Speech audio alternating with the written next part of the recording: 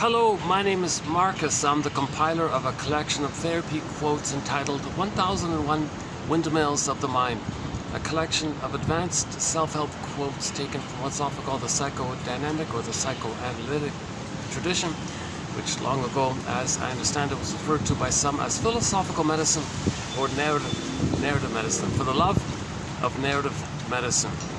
So this is part 2 now. In part 1 my battery ran out, so I'm just going to continue here in part 2.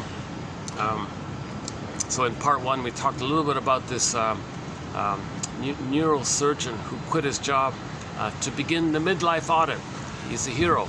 He's going to find his authentic self, his true self, and he felt unsatisfied with his job being a medical doctor, playing whack-a-mole with people's symptoms, and feeling that what's causing the symptoms? Let's address that.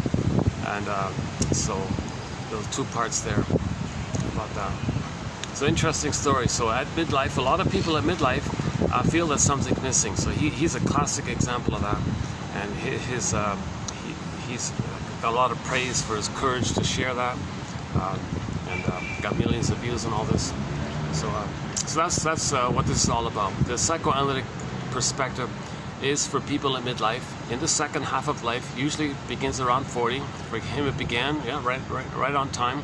He's 39, he said. Oh, it's like, well, yeah, look at the snail. Well, there's the snail, he's moving. He's a quick one, eh? Look at that. Can we get him in there? You're not the prettiest sight, but there's a snail on the move. So, let's see. Okay. Oh, what happened here? Something isn't responding. Do you want to close it? Wait, what's that? Something's happening. My phone's freaking out on me here today. No, he's making a turn.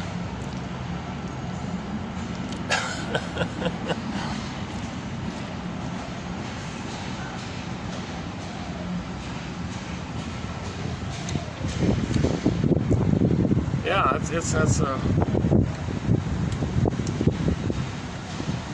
leave him alone. He's on his journey. He's just trying to survive. Yeah. Okay. So sorry. Okay. Part 1.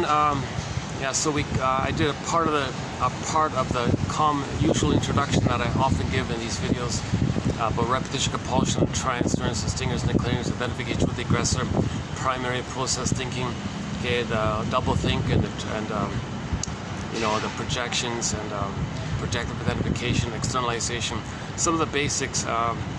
So the false self versus the true self. The true self is frozen. Okay, we go in life with the false self, and with the false self, yes, we can succeed, but we're missing something. We're missing the true self. And the hero's journey is about getting back this true self. This embodiment is at home within, the sense of self called the feeling body, the embodiment, the sense of self at home within. And your basic feelings come from there, and pleasure comes from there, the ability to mourn comes from there. The gifts, and the gifts that you were given, you now can recognize them. Okay? And then that's like your treasure that you got like this. And you feel at home with them.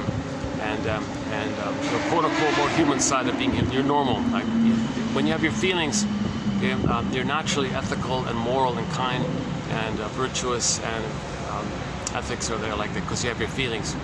So your doing is going to be kind, basically, because you have your feelings, and we make sense like that. That's the normal state of affairs.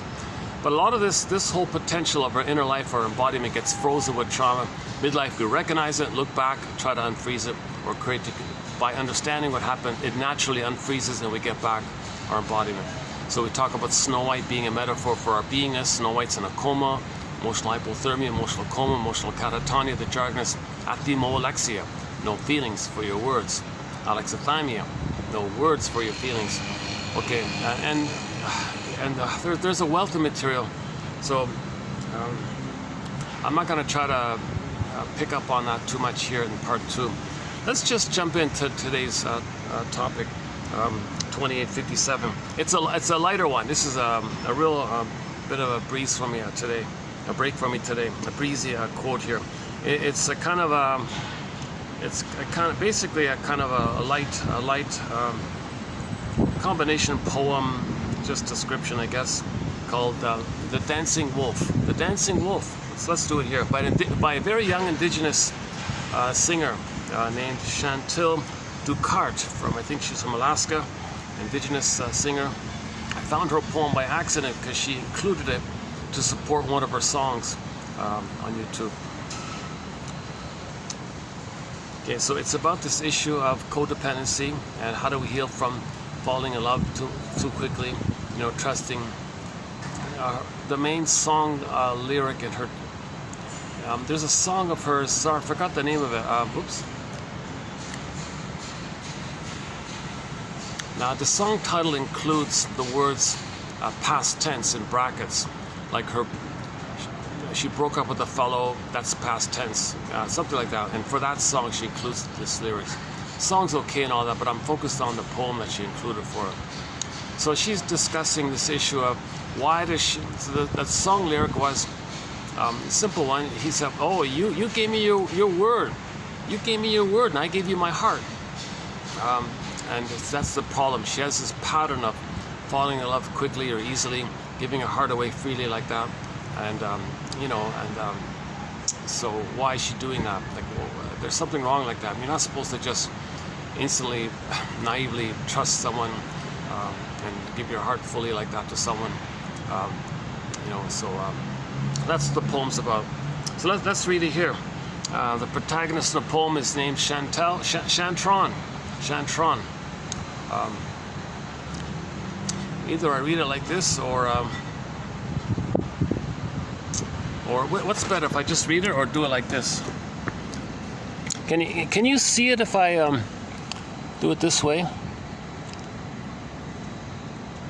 Let's see.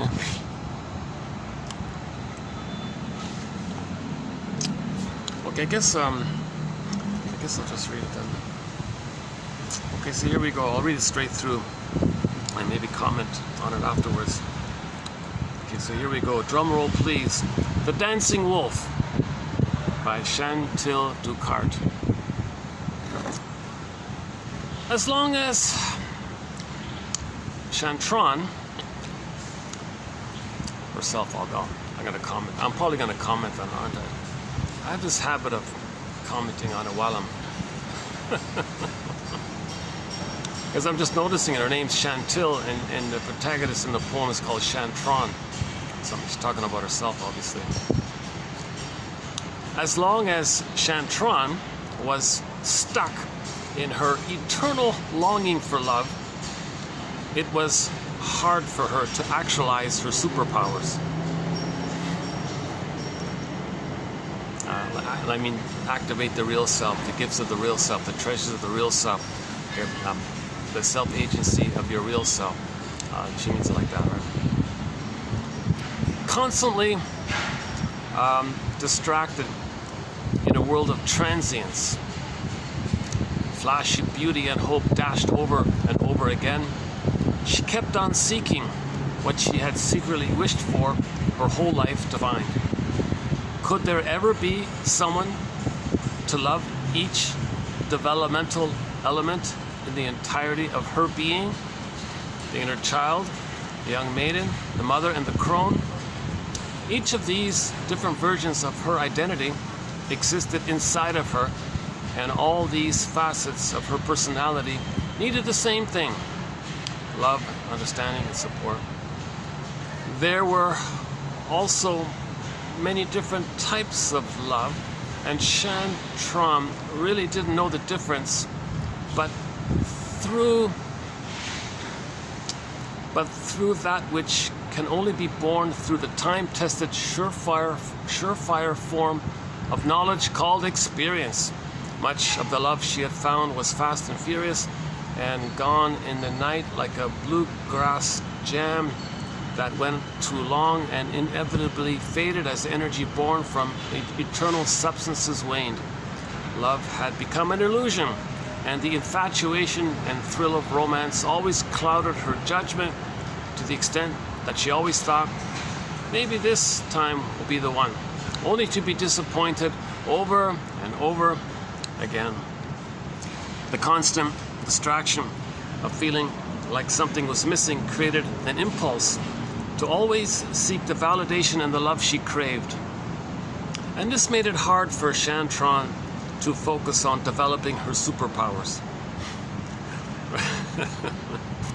Her desires colored her every experience and interaction, so that instead of seeing people as spiritual entities, her eyes were filled with hearts and the potential prospect of romance. She would fall in love too easily, and before she knew it, she had run past every red flag with flying colors, striving for the finish line, to fall in love, get married, and maybe have some kids. These longing and desires stayed a fire in her belly that burned like the residual white hot coals that lie steady and low at the bottom of an ancient fire, with all its condensed essence of carbon burning at an incredibly high temperature. She wrote song after song about what love was and what love wasn't, the throes of infatuation, the disappointment after, and at the end of the day was left with a pile of songs that cried out the story of her life to a universe that sometimes seemed to have an unshakable feeling of indifference. Was there, well, did things happen for a reason? Or was it just an accidental symphony of chaos and order vying for control of the destiny of all that exists in terms of matter and vibration? The despair always slinked along and lurked in the shadows, omnipresent and always waiting for the moments of weakness when hope and faith waned. She continued onwards, and there was always a glimmer of hope just beyond the horizon, and this fueled her will to continue on and to learn from her mistakes and to treat the past as a lesson. The danger was how to not become jaded by the repeat of lessons that begged the question of the integrity of humanity and the culture's tendency to procure selfishness fueled by insatiable appetites and egocentricity, instant gratification, and egos inflamed by vanity and false perceptions of value and beauty. How could Chantron maintain her innocence and her childlike joy in the face of these seemingly gloom realities? The answer lied in the heart of a wild animal. Like a wolf, Chantron aimed to always be alert and cautious, and yet relaxed. Like a wolf, the wolf retains its intuition and does not let its guard down unless it is with trusted members of the group, and then she is ready to dance and play. For Chantron, trust would have to be earned through invested time, consistency, and reliability, rather than just given freely away, like before. Yeah, I'm not sure how well I read it, so you maybe just read it for yourself, I guess. Might be better. Yeah, that's a work in progress for me to be. I got a long way to go before I can be a good reader or storyteller or something. Okay, so this 2 points here. One is this instant falling in love stuff. This like falling in love at first sight. Okay, this transience love, this infatuation, this infantile love, this puppy love. This is called transience love, meaning that somebody in the present, if you meet somebody in the present, and by chance that person has the same psychology, internal working model like your mother, then the wiring you originally laid down with your mother in the nursery, that wiring got frozen at some point because of the trauma, but the wiring was laid down between you and your mother, and things are frozen. Unfinished business, still got to get the needs, but things are frozen. waiting for the mother to appear and change her ways and love you and all this. So things are frozen, you got the neural pathways there, and you're just waiting like this in a timelessness. So, okay, now you're looking for the one, right? So if you meet somebody in the present later on, and that person has the same psychology in their brain like your mother, it's going to trigger up that wiring you laid down with the mother. Now embedded in that wiring with the mother, there's a blissful feeling. Oceanic oneness, oceanic bliss that all babies feel in the oneness of the mother in the uterus shortly afterwards. So there's that blissful feeling that all babies feel in the Garden of Eden, Shambhala, Shangri-La, Avalon, Paradise, Garden of Eden, etc. So that those feelings, you had it, but we forgot it. But when it's triggered up, you're going to now feel it. You're going to get a glimpse. That's called falling in love. Okay, you feel this infatuation, this great excitement. It's timeless. Ooh, wow, love conquers all. We're timeless. We're bliss.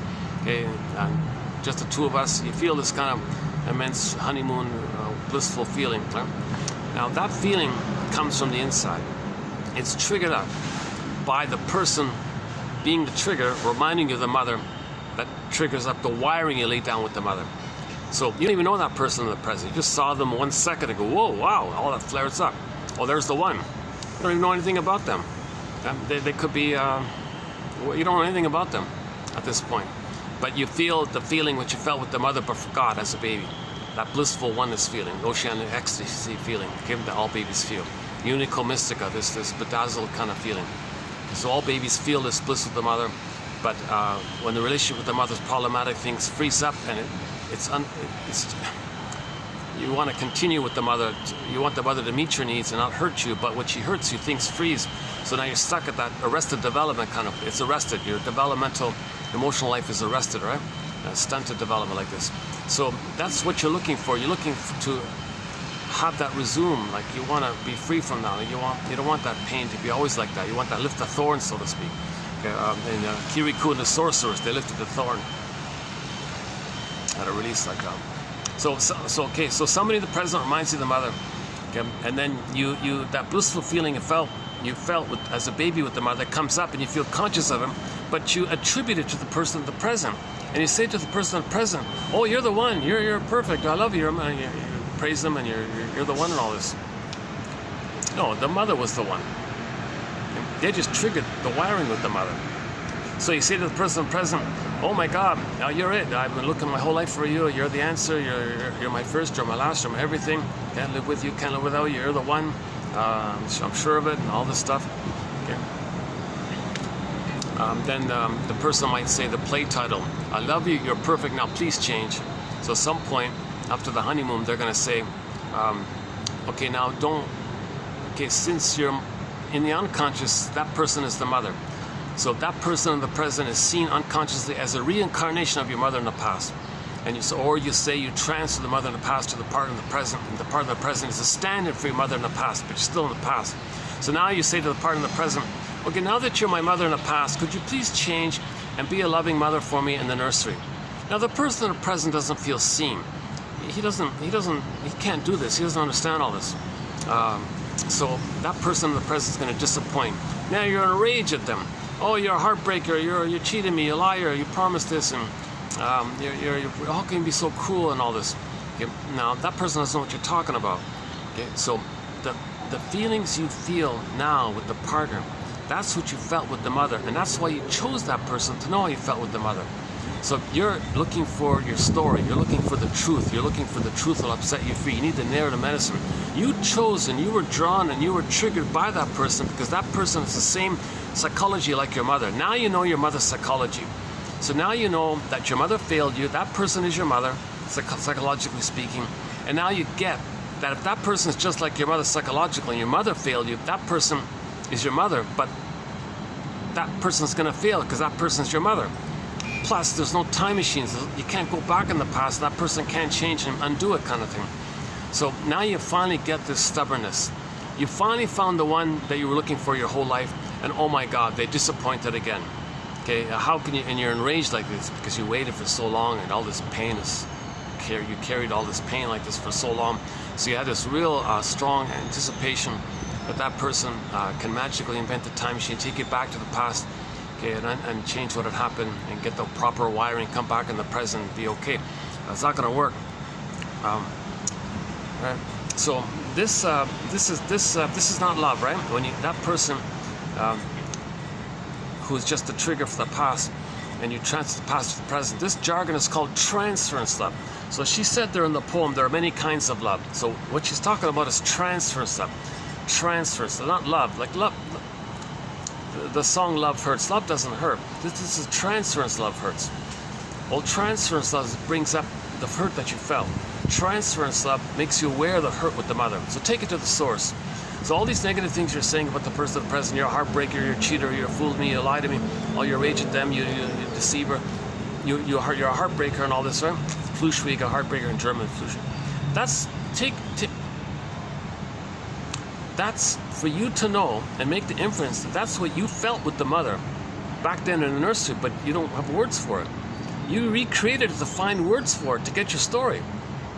And ultimately, to realize that you didn't get mother's love, you're never going to get it. So you got to give up this this relentless, unreal hope like this. And so that's what they mean by this false hope, this unreal hope like this. Looking for somebody who's just like your mother, but that person is going to magically poof, a time machine. You hop, two of you hop in the time machine. You travel back to the past, to the nursery, okay? And now, instead of the dysfunctional mother, you're going to get a better version, a healthy version of your mother by that person. The projector becomes the baby again, and you redo the thing, get the proper neural wiring, come back in the time machine, come into the present, hop out of the time machine, morph into your present conditions. Then the projector says, hey, I can see you in the present here. I can enjoy the present here. I don't need to see you as my mother in the past. I've resolved that issue. I got her love. See, that's not going to happen. There's no time machine. That's not going to happen. Okay? So a lot of this, and because there's a burning need like this, we like she said, I ignore the red flags with flying colors. Like this is the urgency and the compulsion to distort the reality, to see the past. Because of the pain you feel, you only want to see the past. So you don't care about the present. You don't see the reality of the present because of the pain. So you distort the reality of the present, see what you need to see, and that's why she's not seeing the person for who they are. So if the fellow was a liar, well, that the mother was a liar. If you said he's selfish, well, the mother was selfish. The fellow didn't call, the mother wasn't there for you.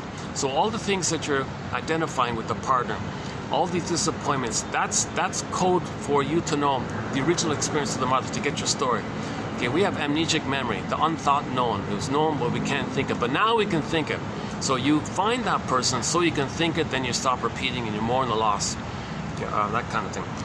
Plus, now because she's in this childlike place, ironically, it's painful for her, but she's not the cynic. She didn't become jaded. She didn't become in the jaded way. So the mother might have been in a jaded mode, right? So she didn't want to become jaded. That's the identification with the aggressor mode. So although it's painful to have this childlike hope to find the perfect one, it's still on track. She's still connected with herself, and she's still looking for the good parent. Going to be disappointed, look for the good parent, still be disappointed. We're going to replay that infinite loop again and again and again. That's why she said she did it again and again and again, like this. So, but she's still herself. She's doing this until she gets a story. She's got to say to herself, oh my God, all these people rejected me. Am I doing this? Is my unconscious getting me to redo this? Communicating to me, look, this is what happened to you. Okay. Now the jaded version is they don't bother with that anymore. Okay. They just find others looking for that and shame them. That's the stingers. So the clingers are a little hopeful like that. And they didn't quite cross over into the nihilistic, cynical, jaded way, where if someone else has hope, they squash it because it was squashed in them. They're more hurtful like that. You see, so this is the dynamic between the clingers and the stingers. So if this woman is drawn to clingers, then see, there's two scenarios here with her. If she's a clinger, okay. If the people she's attracted to are also clingers, she'll be disappointed because no one's conscious. Okay, so the mother was a clinger too, but no one's conscious. So if the mother was a clinger and she's a clinger, and the new people in the present are clingers, The problem is they're not aware that they're both looking for support for their development, like this. Now the clue that maybe it's a stinger, because she said she has 4 parts to her, right? The young child, the young maiden, the mother, and the crone. The young child. She didn't say baby, right? Inner child, young child. Well, okay, never mind that part. So the other version is the mother was a stinger, so she'll be attracted to stingers. Okay. Oh, sorry, back to the clingers. If 2 clingers meet up, okay, if the partner's a clinger and the mother was a clinger, but they can be conscious and aware that they're both clingers, since they're on the developmental path, yes, they can make I statements, they can free associate, they can talk about it, they can heal, and the marriage can be a developmental, forward healing, developmental process. They can mourn together. So clingers can move forward. Okay, clingers means trauma post 18 months. Stingers means trauma prior to 18 months. Ballpark idea here. Now let's say the mother was a stinger, narcissist, bully pattern, Iago pattern, kind of too hurtful in that place, and she was traumatized prior to 18 months. Then she'll only be attracted to narcissistic, bullying, Iago, cynical types. You see? So if the mother was a stinger, they'll only be attracted to stingers. So if she's attracted to the stinger, the partner will just reject them the way the mother rejected them. So there's no hope. There's no hope moving forward. The only hope moving forward if it's 2 clingers, or the stinger gets to the clinger place, and then 2 clingers can move forward. So clinger means I'm not okay, you're okay. Stingers, forget that. Forget about me not being okay. I'm going to see my not okayness. I'm going to deny it, and what's denied and repressed is projected. You're going to play as a proxy my not okayness.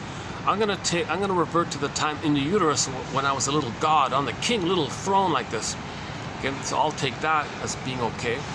Now, due to the repetition compulsion, okay, in the replay, okay, mother shame me, you're me, I shame you, I'm the mother who shamed me, I don't want to feel the pain of mother shaming me.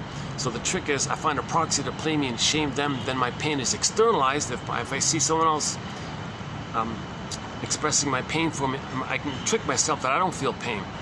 Plus the remaining pain I feel is numbed over. Plus it's all addictive in the blissful place because they are one with the mother, briefly discussed in part 1 about the little white flower. That's an important, I've discussed in a previous, actually yesterday's video I think I covered the white flower issue, about how addictive it is. So this is called schadenfreude.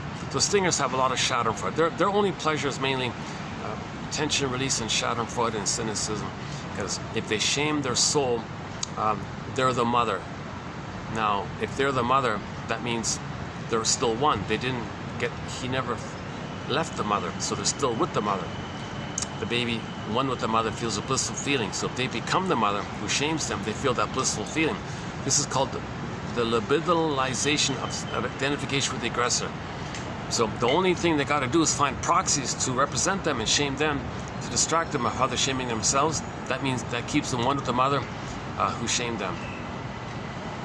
This part there. Okay, so the clingers, if 2 clingers get together and they're not conscious, they're both going to compete by saying, you play the good parent to help me find myself. No, you play the good parent to help me find myself. I'm like a little child. I didn't finish my development. No, I want to be the child and you be the good parent. I didn't finish my development. So they're both going to compete to see who's going to play the good parent to help them find their development.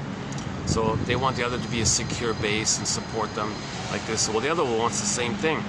So it's not going to work like this. Now, if they're conscious, the clingers can support each other because they know the developmental issue they're in. The thing with the stingers is there's just too much pain around and they don't bother anymore. That's the cynic, jaded thing. Nihilistic, she says here.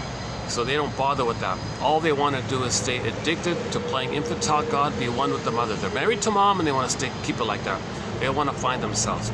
Others can play them, which they'll shame, and they'll be addicted to mom. That's the mother complex. Okay, so some mothers, if the baby's abused by the mother, he becomes her, and that's the mother complex. Mother complex means you never got enough love to be yourself. That you end up with the mother complex. If it's the daughter, they call it the electric complex.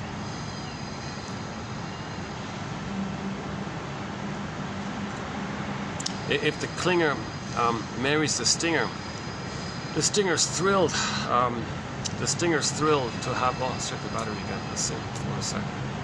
Is it working? Oh, it's charging up. Yeah, and this time it's working. Okay. Yeah, so in part 2 it's working this time. All right. This is a rare treat for me. The outdoors, the little breeze, and it rained earlier, so it's a little cooler.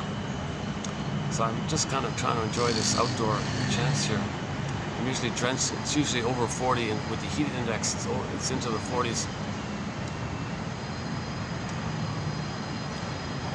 So yeah, let's see. What is it? 4:58, almost 5. So I've got an hour left here. So we'll just stay for about an hour. I'll lose light in about an hour. That's okay. Yeah. So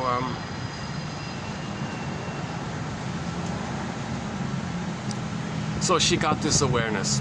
She got this awareness that she was projecting impulsively her template. I'm not okay, you're okay. So she always says, I'm the child, desperate, needy, hungry child, needing a good parent. So whoever comes along who reminds them of the mother, they impulsively do this. It's a compulsion, never-ending fiery ardor. All the child's life force is to find the mother. So you meet someone who reminds you of the mother, you jump like that. That's the falling in love, instant falling in love, magic falling in love, love at first sight phenomena. The source point of that is that all the baby's life force and energy is to find the mother and attach and have that connection. It's missing, so you're still looping around looking for it. Now nobody in the present is the mother, so it fails. You do it again until you realize it failed.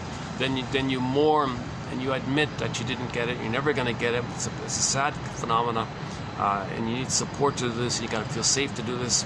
You need a caring witness who has their feelings, because that brings up the feelings in you, or it communicates that the other person, the caring witness, is not going to shame you because they have their feelings.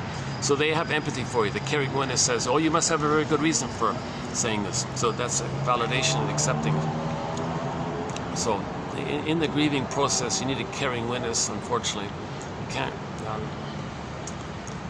So yeah, I'd like to have that caring witness myself. I'd love to have that caring witness myself. Usually you start talking a little bit, oh, they're triggered, and they don't want to feel the pain that's coming up in them. So they're there now, get over it, you know, some cliche or something.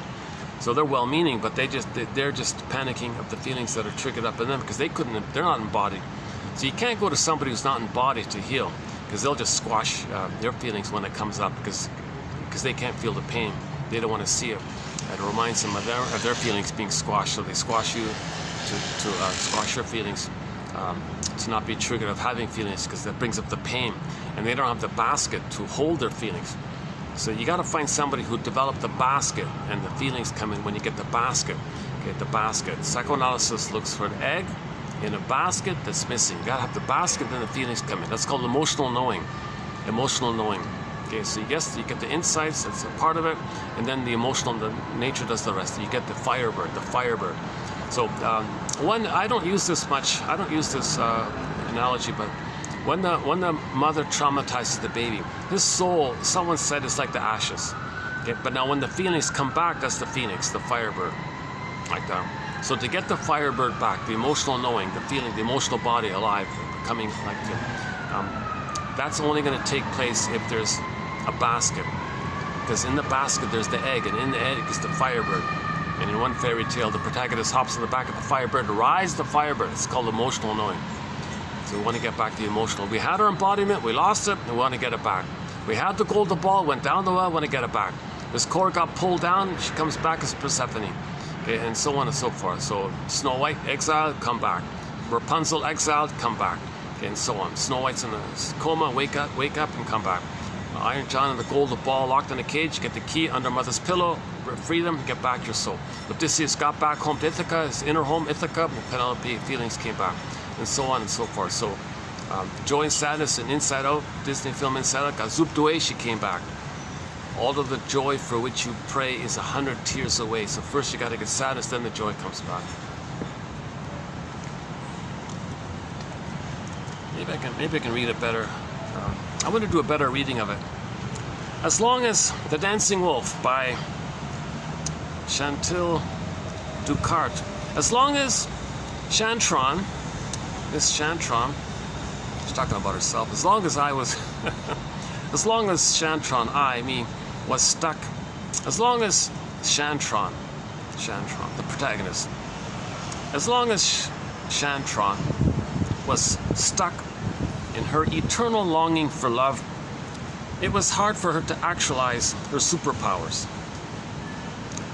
Constantly distracted in a world of transience, flashy beauty and hope dashed over and over again. She kept on seeking what she had secretly wished for her whole life to find. Okay, so okay,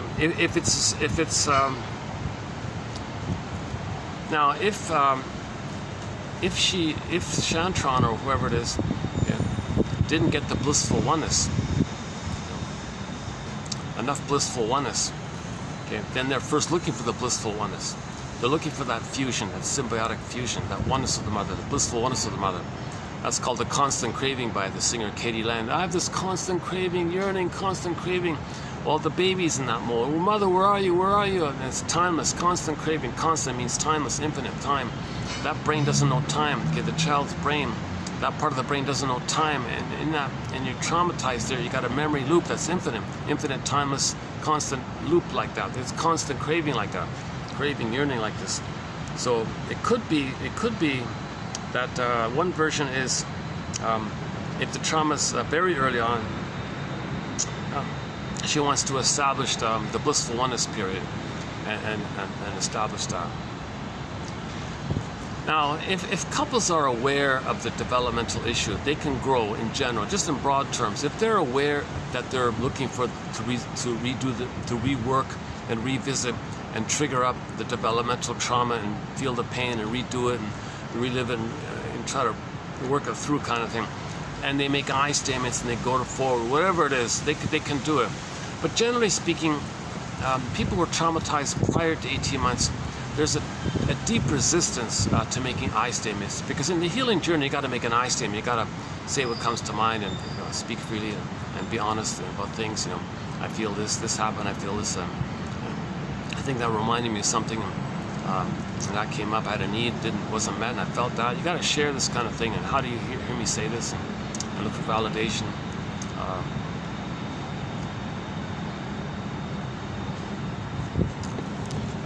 As long as Chantron was stuck in her eternal, okay, eternal, right? That's like timeless, forever, infinite, eternal, longing for love, okay, the blissful oneness, let's say, it was hard for her to actualize her superpowers. Okay, so the psychic structure needed to actualize the gifts of the real self, which she's calling superpowers, the gifts of the real self, the treasures of the real self, okay, called self-activation, expressing your uniqueness, is what's called differentiation. You felt safe with the mother to differentiate and have your sense of self and your embodiments there. And now when you have your embodiment, your sense of self, your conscious ego connects you to what's unique. And when you express what you identify, because you're able to identify what's unique, that's the bluebird of happiness. Okay, the meaningful and pleasurable and natural delight like this. And everyone's better off for it because you're shining your light for what's unique about you. But you gotta have a consciousness of it. That consciousness is there when you differentiate. If you're too traumatized with the mother, you're stuck with her and you be her, you're not yourself if you are the mother. How can you be you if you're the mother? It doesn't work like this. As long as Chantron was stuck in her eternal longing for love. So whatever phase it is, if it's for the blissful egg phase, if it's to get a positive phase instead of a negative symbiosis, or if it's just to have someone support your individuation, like a good parent kind of thing, like secure base kind of thing. So go to the last video about the 5 steps, basically, the developmental steps. So as long as Chantron was stuck in her eternal longing for love, it was hard for her to actualize her superpowers. I mean, activate the real self, express and individuate your real self, your interests, that's from your uniqueness that you're aware of. Constantly distracted in a world of transience. Okay, so she's spaced, she's in a trance in life, sleepwalking through life, in this dreamy, where's Mr. Right or something, meaning where's the mother? Okay, so all this flashy beauty and hope dashed over again and again. She kept on seeking what she had secretly wished for her whole life to find. So some people never live life. Think, I can only live life if first I find love, then I'll be myself. If I don't get love, I'm not going to express myself. I'm not going to know myself. I'll forget it. I first got to get loved, then I'll express myself. That's the phase. That's the baby's phase. He first needs to be loved to individuate, then he can express himself. If that's first things first, if the baby never got that, he's not going to express himself. So a lot of people are saying, you might think that. Now, if that's the case, you got to mourn that you didn't get mother's love and forgive her for that. Then you can express yourself after the mourning process. So either you're loved, then you can express your uniqueness later on. If you're not loved, then in midlife you got to work it through, so-called working through issue. Could there ever be someone to love each developmental element of the entirety of her being? So she puts it this way. So part of her is the inner child, part of her is the teenager, part of her is the mother, part of her is the elder, the wise elder, the crone. Indigenous people use the word crone in a positive, wise elder woman, like a grandmother, like a wise grandmother. They mean it that way. Knows herbs and how to heal and those things. They don't mean bad witch. They don't mean that. So she may be a little confused like that. I don't. Maybe what she means is the potential for all these things. Like if she's loved, then all those things will sort itself out. If she's loved,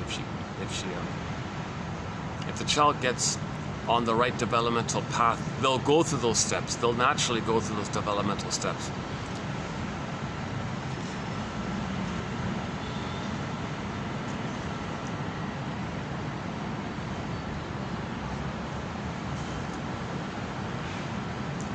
Like the general consensus is, you're not going to be an elder if you didn't separate from your mother. Each of these different versions of her identity existed inside of herself, potentially in her development, yeah. And all these facets of her personality needed support. I would say she needs the support for her individuation. After that, she can be on her own, really. Like an elder doesn't need love from someone else. Maybe they need community, maybe they need friendship. Okay, maybe that way. Yeah, I'm sure elders have needs for community and generativity. So yeah, okay, that's true. Yeah, we always have needs, no matter what stage of life we're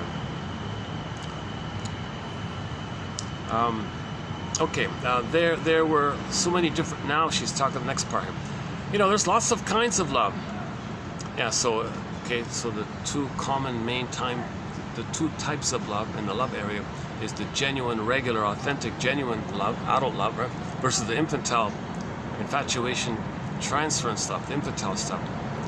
So you got the infantile love and the adult love, the two kinds of love. Like we don't mean like platonic love and agape, love for community, love of nature. Those other kinds of love.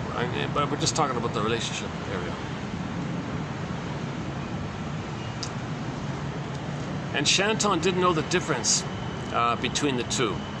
She didn't know the difference between transference love and love.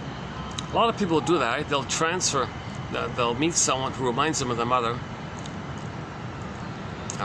thinking, you see what you need, right? So that person, you just make it up. You don't even see who they are. You just in a dream. Oh, you're the perfect mother that I needed back in the nursery. You're that. Person doesn't know what you're talking about, but since you need it, you see that, and you fall in love with your fantasy kind of thing. So what's the difference between that and loving somebody in a mutual, getting to know each other in a community kind of way? I'm okay, you're okay, making I statements, communicating. You got a lot of communicating with couples to clear up misunderstandings. And if somebody's passive aggressive, you got to bring it up. Okay, make an I statement. Okay, I'm going to call it. I think you're being. Well, you don't say you're being passive aggressive. You identify. You said you'd call it 5, and you called it 5:30. Well, that's a trigger. Okay, I feel a little scared and angry here.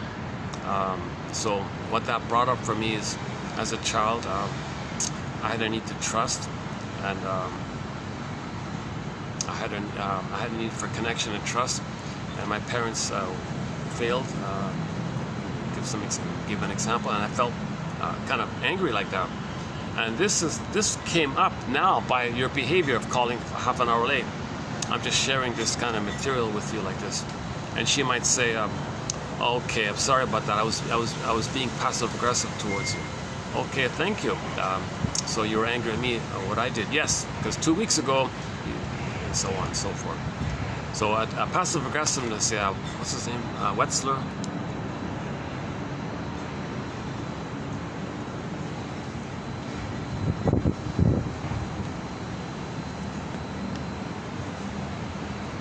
Scott Wetzler, his book called Passive Aggressive Man.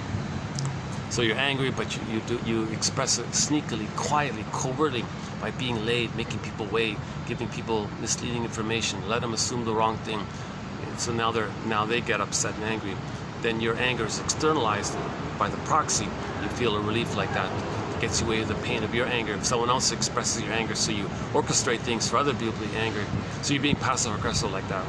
Usually it's lateness, deliberate inefficiency, not cooperating. You pretend to cooperate and then don't cooperate. These kind of little subtle kind of thing, passive aggressive. So couples might be passive aggressive, and if that comes up and somebody's triggered, they got to bring it up. Okay, so you name the behavior specifically. Don't say, "Oh, you're being passive aggressive." Now, sometimes that might work, depending on the consciousness. It's better to just spell it out. OFNR, observation. Okay, you said you call it 5, you call it 5 there. Observation. Okay, that served as a trigger for me. It brought up some old childhood fear. I had a need, was unmet, felt this, I'm sharing this. How are you with that? Oh, you're telling me this. Okay, thanks for telling me this. Okay, now I see what's going on here. Yes, the reason I called you late is because I wanted to get back at you because I was angry at you. I didn't communicate it with you. I acted it out by being late. Yeah, okay, I appreciate that. So now you'll make an I statement. So she'll do the unilateral repair statement by Susan Campbell, 2860. Go to 2860 on the unilateral repair statement. You got to do both. You got to do the Susan Campbell one, blend it in with the Rosenberg one, and include within it some self-soothing exercises. What's the hardest thing about fill in the blank? You must have a very good reason for saying that. A couple of others. The things you dislike in a person are their defenses against fear. A few others. Stop. Okay, let's keep going. Okay, she didn't know the difference. But through that which can only be born through the time-tested surefire form of knowledge called experience.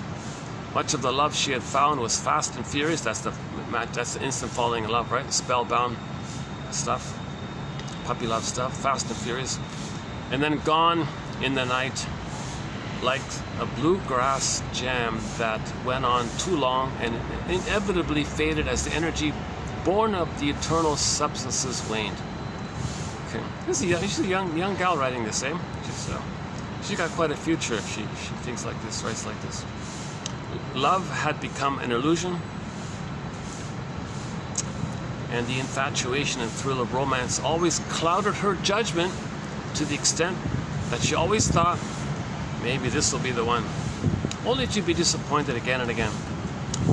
The constant distraction of feeling like something was missing created an impulse to always seek the validation and the love she craved, and this made it hard for Chantron to focus on developing her superpowers, meaning be herself. She means to be herself, to love life and be herself. Her desires colored her every experience and interaction so that instead of seeing people as spiritual entities, okay, so seeing people as human beings with their soul and life, and inner life and history and dreams and inner life and embodiment, seeing them as people, not just through your fantasies. babies are human beings. That's a spiritual kind of concept. Instead of that, she just saw like the hearts in her eyes, right? So she couldn't see the present. She only saw her past need, and the hearts were in her eyes. These little heart cartoons were in her.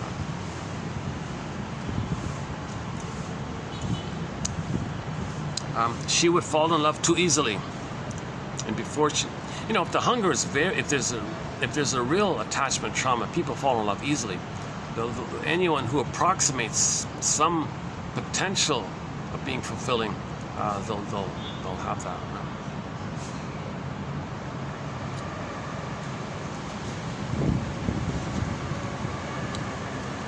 And there might be some. It might be based on a trivial trait of the parent, right?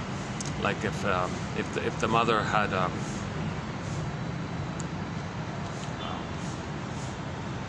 don't know,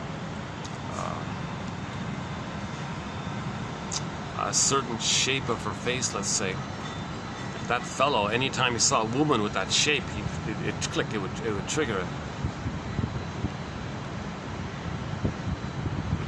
You know, sometimes you fall in love only with people who completely don't remind you of your parent. Because anybody who reminds you of the parent, there's too much pain. So you completely look for somebody opposite, somebody who completely doesn't remind you. Then you feel safe that way, maybe. She would fall in love too easily, and before she knew it, she had run past every red flag. Yeah, so that's very common in your hunger for love. You ignore the red flags. No, I don't see it. I don't see it. If the red flags are there, no, I don't see it. People are always doing that. And she did it with flying colors, very successfully. Striving for the finish line, to fall in love, get married, etc. These longings and desires stayed a fire in her belly that burned like the residual white-hot coals that lie steady and low at the bottom of an ancient fire, with all its condensed essence of carbon burning at an incredibly high temperature. That's like the burning need, yeah. So that's all the child's life force, elan vital, okay, all the craving. Chantil wrote songs, so herself, Chantil, or i.e. her, Chantron.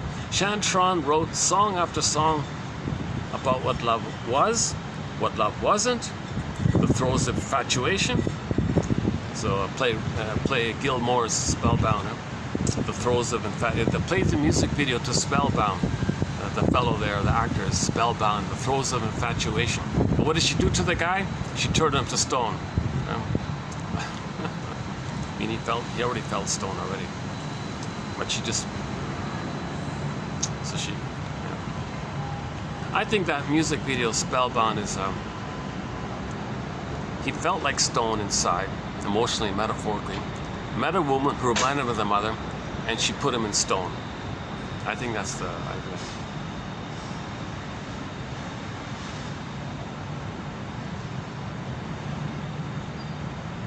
They should have known it from the start. It's a game of broken hearts. Oh, that's from the song Mind Games, also from the same guy.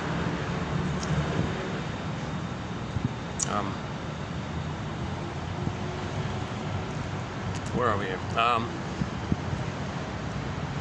At the end of the day, she was left with a pile of songs that cried out the story of her life to a universe that seemed indifferent.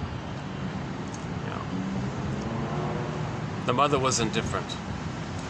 Right? The mother was indifferent. If you say the universe is indifferent, your mother was indifferent.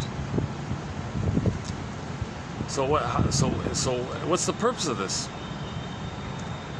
Why is she doing this? Well, she didn't quite yet get that the purpose of doing this is to know her story, to know what happened with the mother.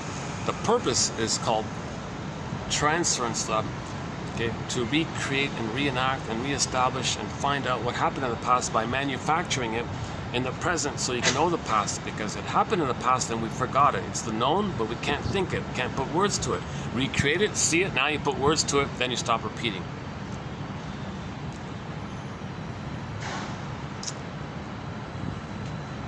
Okay, then she was starting to wonder,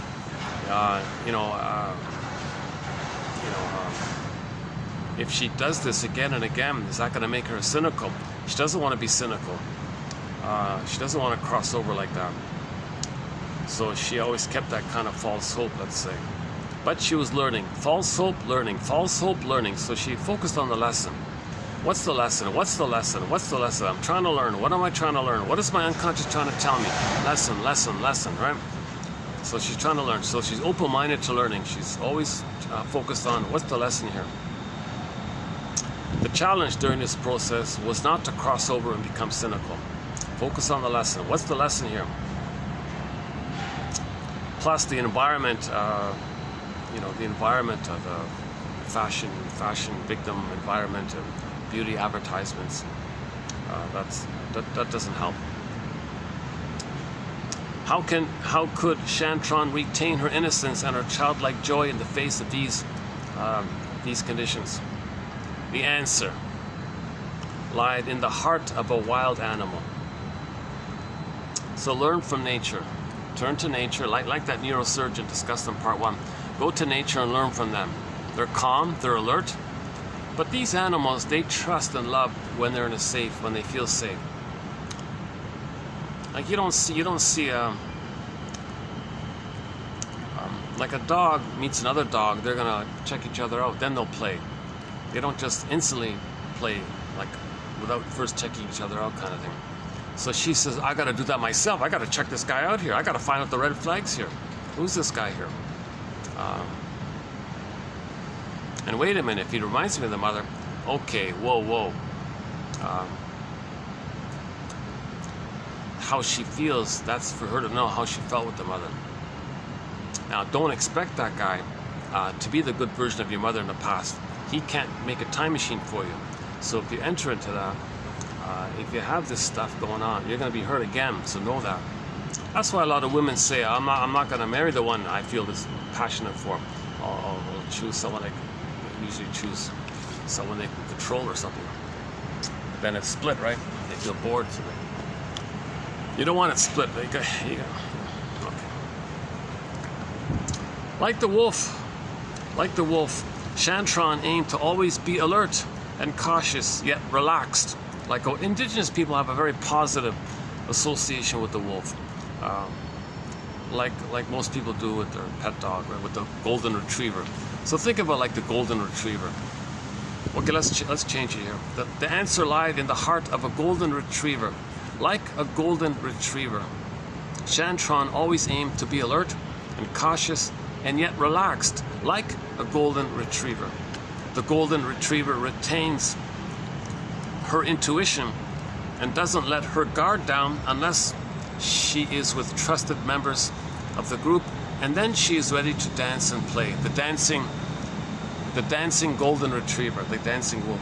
For Chantron, trust would have to be earned through time, consistency, reliability.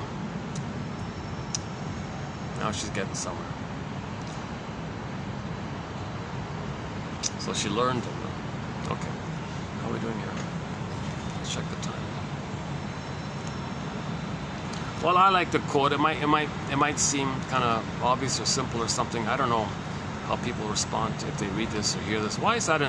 It's quite a departure from our traditional material.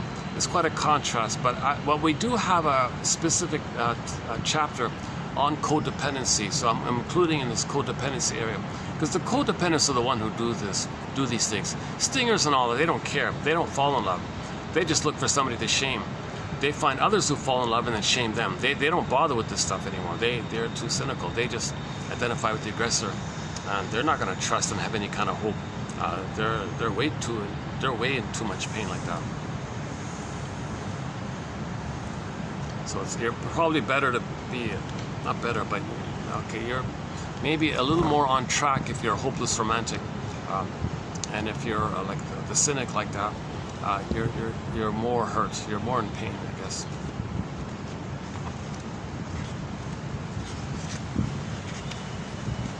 I'm wondering. I have the next quotes lined up. Let's check. Let me double check. Yesterday, Hold on a sec. Yesterday, go to yesterday. We did the one about working through an interpretation.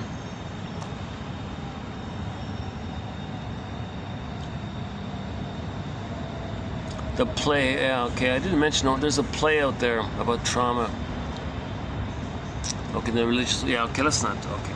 I'll just leave it there. So let's, maybe I can do a bit of a preview of tomorrow's one, the next one. So I got the next one queued up. It's another one from Graf. So this will be the third one of his, I think.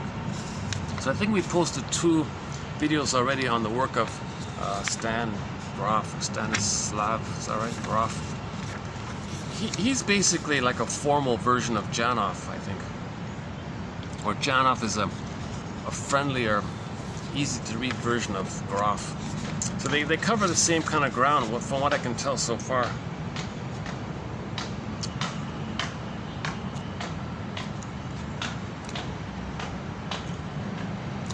So let's do a bit of a preview here of it. So this is the whole theory that Otto Rank, the renegade disciple, Otto Rank. We mentioned Otto Rank, his essay called The Double. He's got a famous book called The Birth Trauma. And Otto Rank's the guy that started this idea that all anxiety in life is just a constant remembrance, timelessly being reminded of that trauma at the birth time, stuck in the canal, contractions, cervix, can't get out of this whole battle, good versus evil.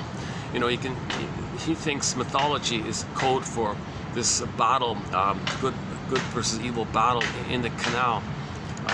Like if the mother takes pills and all this, and she's stressed out, and the baby can't get out of the canal, and protracted labor, and they induce labor, the contractions are hurting the baby, and the mother's tensing up. He can't get out. He's stuck in this battle in the canal like this, and there's a lot of memories going on like this. And then you're finally born. Okay, whoa, that's all in your memory. That's all in your brain. You finally got out, but oof, Jesus, you're gonna go through life always reminded of that stuff. So that's called anxiety. So he thinks all anxiety is the constant, timeless living of that stuff in the canal area. So how do we heal from that kind of stuff, right? Now, when he did that, Freud kicked him out of his club. Give me back the ring. Get out. So Rank was in Mr. Freud's circle or something, the famous rings and all this, right? So when Otto Rank wrote the book, The Birth Trauma, Freud freaked out. Give me back the ring. You get out of here. He was a renegade disciple. Anxiety is a logical and natural concomitant of the birth process, in view of the fact that delivery is a situation of vital emergency involving extreme physical and emotional stress. The possibility that all anxiety could have its origin in the trauma that the child experienced in the birth canal was first mentioned by Freud. However, Freud himself didn't pursue this idea, and the theory of birth trauma as the source of all future anxieties was later elaborated by his renegade disciple, Otto Rank. Because at one point, Freud thought Rank was going to be the Freud 2.0, but he went another way kind of thing.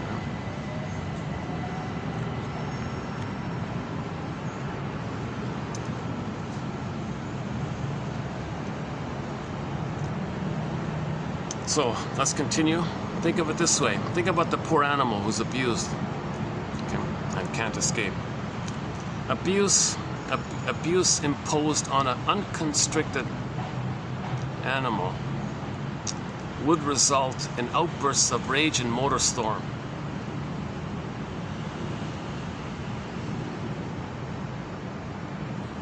Okay, obviously. However, the child trapped in the narrow confines of the birth canal has no outlet for the flood of emotional and motor impulses, since he cannot move, he can't fight back, he can't leave, he can't even scream. Yeah, so compare that, right? So the cornered cat, he might hiss and scream, he might do something, right? Right? But the baby inside the canal, if the mother's smoking, taking pills, drinking, doing these distressing things, going to heavy metal concerts, or in the delivery time, there's problems like that, mother's disconnected, you know, she's not tilting the tailbone, they say. Okay, there's a whole area about that. I'm not a doctor, so I'll limit my comments there. So if the baby's in the canal, he can't hiss or he can't vocalize, he can't express himself, he can't he's just so passive like that. But he's got all those feelings, so they turn inward. It all turns inward. And then now you got the symptom of anxiety, that leads to anxiety later on. It is therefore conceivable that an enormous amount of energy and anger and all this and tension would be, under these circumstances, fed back to the baby inside and stored for belated discharge. So anxiety is the belated discharge of all this, but it's timeless and looping around. So if the baby had a fear, he can't process it. It's repressed. You go through life, you're going to be reminded of that fear. When the past fear is triggered up, the language of it is anxiety. Oops.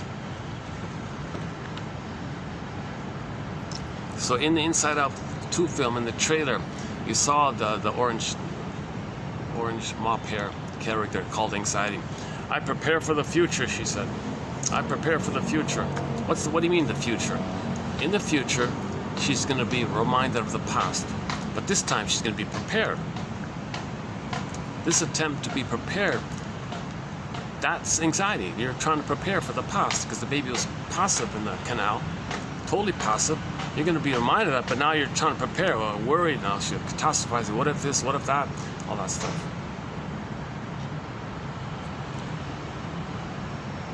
Oh, somebody's coming. Oh, just someone, I guess, on the phone. All right, let's keep going here.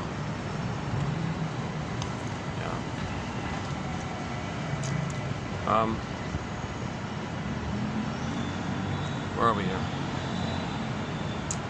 This enormous reservoir of pent-up energies can later become the basis not only for anger, aggression, but also for various motor phenomena that typically accompany many issues, such as muscular tension, twitches, any kind of physiological issues, like poor blood circulation, any of the symptoms of anxiety from a physiological point of view, excessive sweating, that's my problem.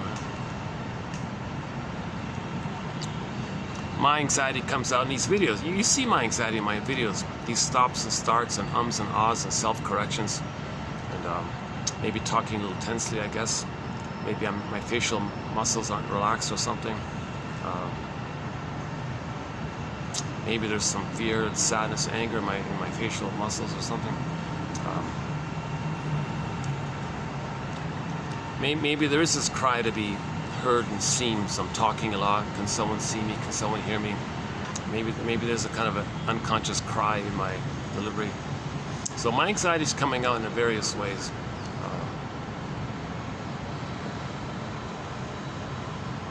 So I'm in the process to learn more about my own anxiety.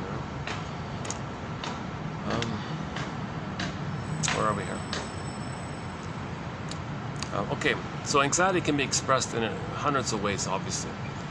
Not only muscular tension, hypertension. The fact that the closed system of the birth canal prevents any expression, any external expression of the biological fury. So the baby's enraged, he can't express it. Now his rage is on the cord, now the sea monster.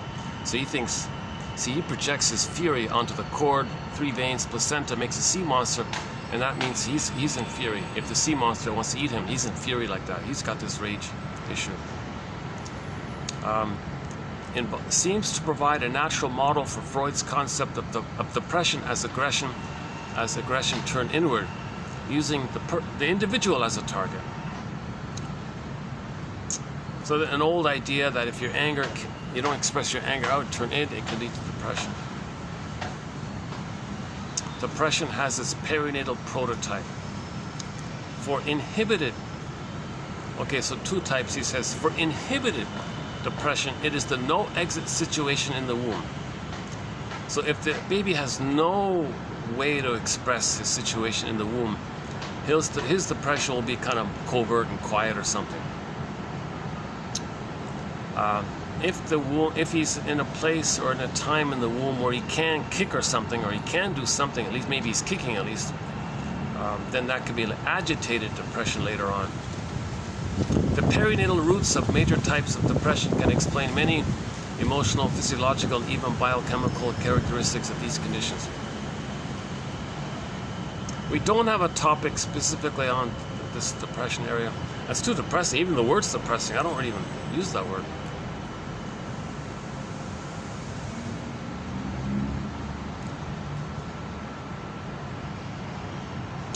Okay, let's change the topic here. Guilt. Let's talk about guilt. Unconscious guilt. So he thinks this area is also the source point for unconscious guilt, but he's got a certain angle on it too. So his angle on guilt is as follows. The loss of the womb, the loss of the paradise, and the agony in the birth canal are seen as punishment. Whoa. So the baby he loses the paradise, doesn't get the paradise anymore. Is he being punished? I never thought of it in that specific way. So he needs an extended paradise of the mother, right? The babies need an extended paradise for the first 4 to 5 months, an extended personal, social, interpersonal womb from the water world to the land world. It's still got to be the mother-infant dual unity, the two as one. Okay, the oceanic blissful oneness like that. So if he doesn't get it after birth, if he's removed, the cords are moved, puts away, hormones goes away, something happens to him, or what if the baby's tortured in a straitjacket on a torture board and he's bleeding because someone said, we got to traumatize this kid here because we need him to be a minion to or soldier to plunder and pillage. In the name of plunder and pillage, we torture this baby. Can you believe it? So what's the baby going to think like that? He lost his paradise, he didn't get paradise, and he's abused. Or he's put on a scale and he's weighed. Where's the mother?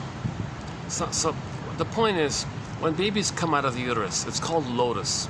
Lotus. Lotus. Flower, stem, pod. Baby, cord, placenta. Keep it like that. Hand the baby to the bosom.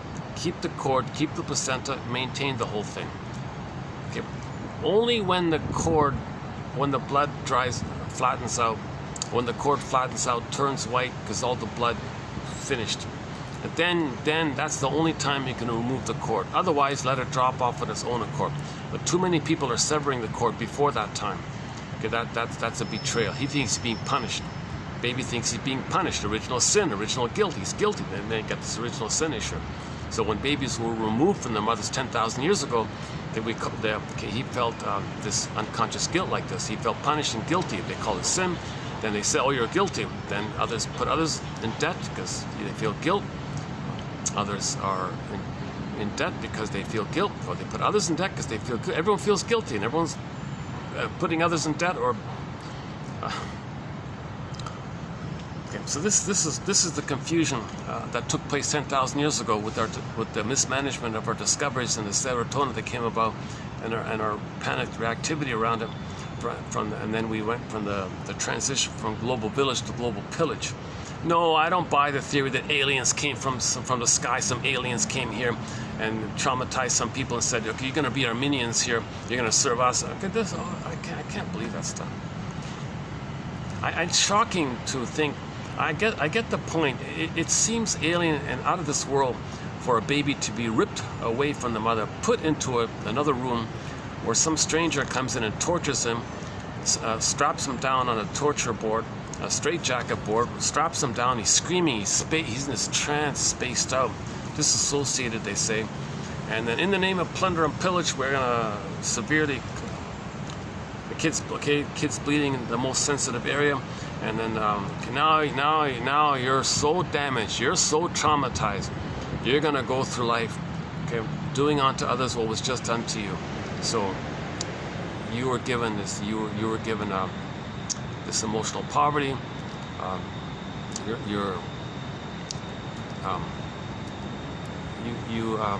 You were robbed, you were pillaged, you were plundered. So you're going to go out and pillage and plunder. So went from village to pillage, out of the confusion of not understanding our brain chemistry 10,000 years ago. So I don't think aliens came and did these awful things to us. I think we just accidentally, in our own confusion and panic about the serotonin we got from our discoveries, and then when you don't get the serotonin anymore, you panic and you want it's dopamine for the chase, and now you want to pillage to get the serotonin. That whole topic is 2725. Talk about anxiety. 2725, part 3 of 3, 7.5-hour video. I think part of my anxiety is I wasn't all that academic. My school was a missed opportunity, so I didn't really get a rich vocabulary, practice speaking. I never went to Toastmasters. I didn't do any training. I never went to speaking school or Toastmasters or broadcasting. That's a real pity. A real pity. I could have learned so much during those 19 years. All lost. What a washout. Yeah, 19 years. Is that right? 13 plus 4. What am I thinking? 13, 14. Yeah, 19 years. Junior kindergarten to grade 13. That's 15. Ford school. 19 years. What a wash. What a waste. Nothing, just a washout. For me personally, it's not totally the system's fault. That's totally all that. I could have had the presence of mind to. I could have skipped. I could have learned on my own. I could have found a tutor. I could have done something. I just wasn't aware. I just followed along. I was just trying to survive, kind of thing. Just staring out the window for all the time. What a pity, eh? Play the song Dreaming by Santers. Dreaming of who I could have been. I like the bootleg one. Go to the Santers bootleg. He's got 2 songs in the bootleg set. One called Dreaming and the other one called The Rapper. That's a fun one, The Rapper. The tick tick, that one there. The drums, the 2 drumstick. It begins with the 2. The brother, Mark Santers, starts the song with 2 drumstick ticks, ticks, gets into the song. That's about the Don Juan syndrome, by the way, The Rapper. But the Dreaming is about nostalgia. And we talked about Santers' song about the Mr. Bon Scott song called Shot Down in Flames. He died of alcoholism in his early 30s or something. Oh yeah, we talked about that last time.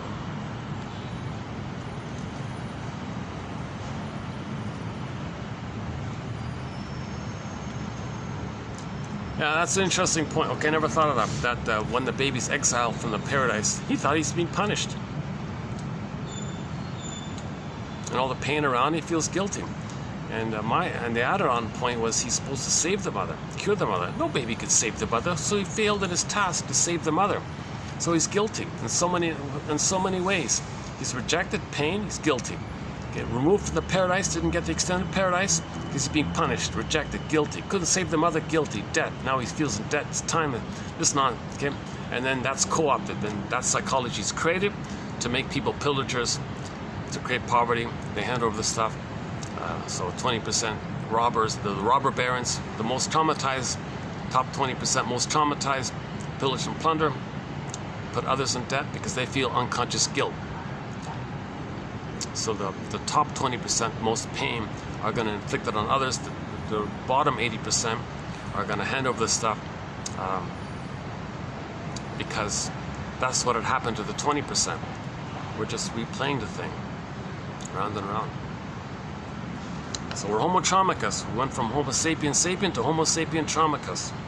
Someone called it Homo economicus, i.e. Homo short-sellicus. Okay, again, 2725, part 3 of 3. A 7.5-hour video. It's a thing called the 48 symptoms of Homo traumicus. That's a huge topic. Maybe I could have done it today, right? No, the battery issue. The battery issue. Oh, it's okay. Yeah, it's got to be updated a lot. There's some new points to add to it. The loss of the womb and the pain of the birth canal are seen as punishment to the baby. He thinks he's being punished or something. What did I do wrong, mother? Where's my paradise? Why'd you exile me from the Garden of Eden, the paradise? Did I do something wrong? Am I guilty? Am I being punished? I'm guilty. I'm sin. Did I commit a sin? Guilt? What happened here? No, the baby didn't do anything wrong.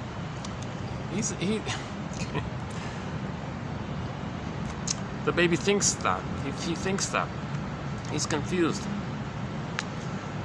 Some people say, well, maybe we feel guilty because others feel that guilt reflects a sense of responsibility for suffering of the mother during delivery. Okay, so I don't get this part.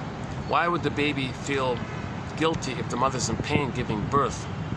I get that later on mothers lay guilt trips on their children. The pain I had delivering you, you got to do what I say now. All this pain, come on, you owe me. That's a guilt trip. That's a terrible guilt trip to do that. But do babies feel that in the canal when they're coming out? The mother's in pain. Did they cause that? They're guilty? I don't know about that part. Okay, however, but the most common, okay, here we go. The most common and most plausible, according to him, the most plausible explanation for this feeling of unconscious guilt, being a debtor, a sinner, guilt. So again, guilt and debt are the same word. Guilt, debt, sin, same stuff. The most plausible reason for this is the pain.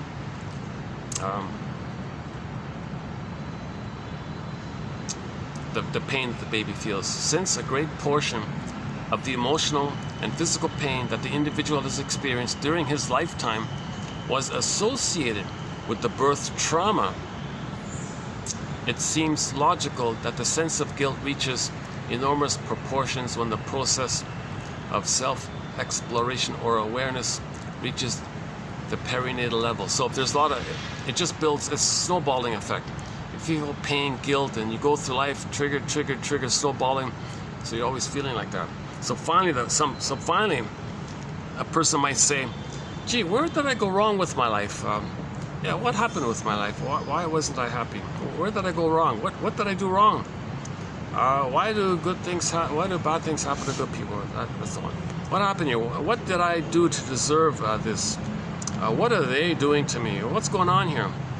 The logic behind this response can be explicated as, quote, something this horrible would not have been done to me or would not be happening to me unless I had done something comparably bad to deserve it. The degree of unconscious guilt seems to be commensurate with and directly proportionate to the amount of unconscious pain. Okay, so he thinks the more pain the baby feels, the more guilty he thinks. And his life's going to be, or his life later on is going to reflect that. Guilt as the result of a desperate effort to rationalize the absurdity of suffering that was imposed on the individual without any intelligible reason. Okay, so you feel guilty. That's a desperate effort by the baby, by the person, to make some understanding of the absurdity of suffering that was imposed on them and there was no reason for it. So we're trying to make sense of this. So we just conclude it. Okay, a shortcut for this is Fairbairn. He calls it the moral defense. Like the baby's going to be like a little judge. I'm going to be a moral judge here. I'm going to make a decision here. Okay, I'm in pain here at the birth. All right, well, I'm guilty. I'm bad. And mother's good. Click, click. I'm no good. Mother's good. Moral defense.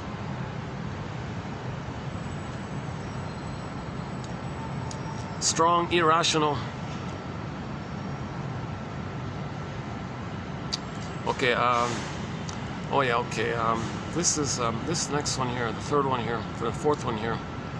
If somebody, this is rare. I don't know how rare or common this is. This next one here is a huge question mark.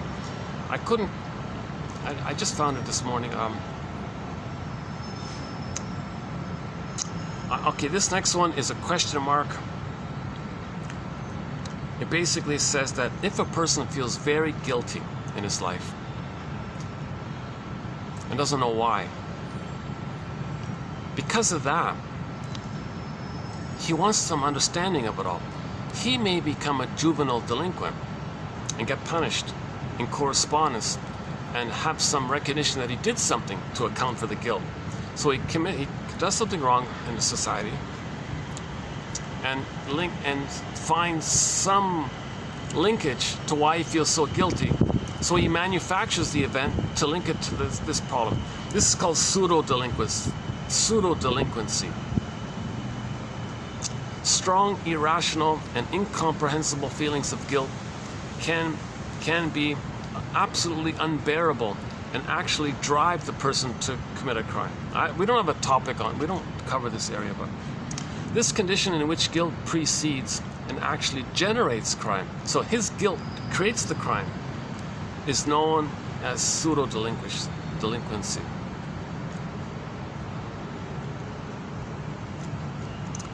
I'm confused, guy. I kind of thought it's the difference between play Harlequin's song, I Did It for Love. If somebody is wanting social approval, peer pressure, peer approval, and they don't know any better, and they don't have a strong ego, and they just want to belong and be accepted, then just for that, they do a crime, not because they want to commit a crime, but they want the acceptance of the peers. They call that pseudo-delinquency. They're not a true delinquent. A true delinquent is, I know what's wrong and I don't care. The ones who are too lonely and too hungry for acceptance, they go along. They don't agree with it, but they just want acceptance from the club or something. They call that pseudo-delinquency. I thought that's what that meant, but he says he has a different version of it here. If the person feels guilty of the too much pain with the mother, they may commit some kind of crime to account for that guilt. So that's another version of pseudo-delinquency. Maybe this deserves a different term.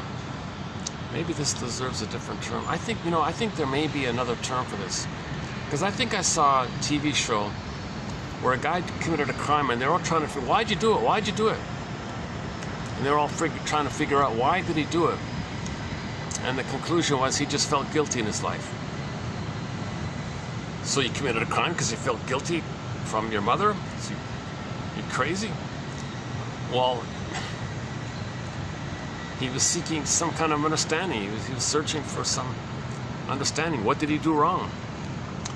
Yeah, that's a tough one. Okay, maybe we can cross over to the trial. Franz Kafka's story called The Trial.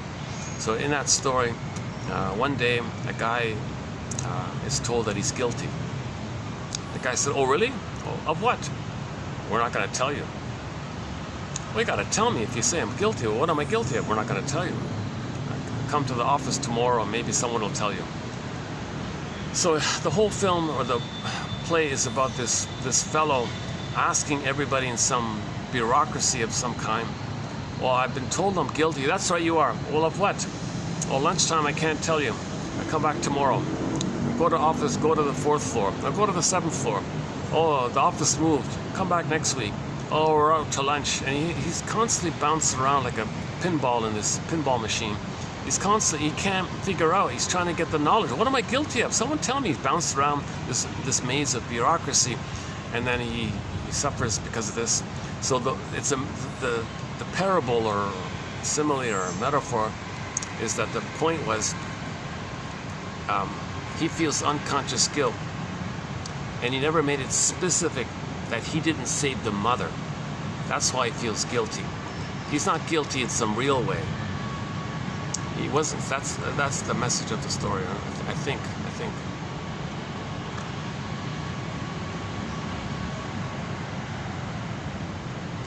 My approximation is he didn't save the mother.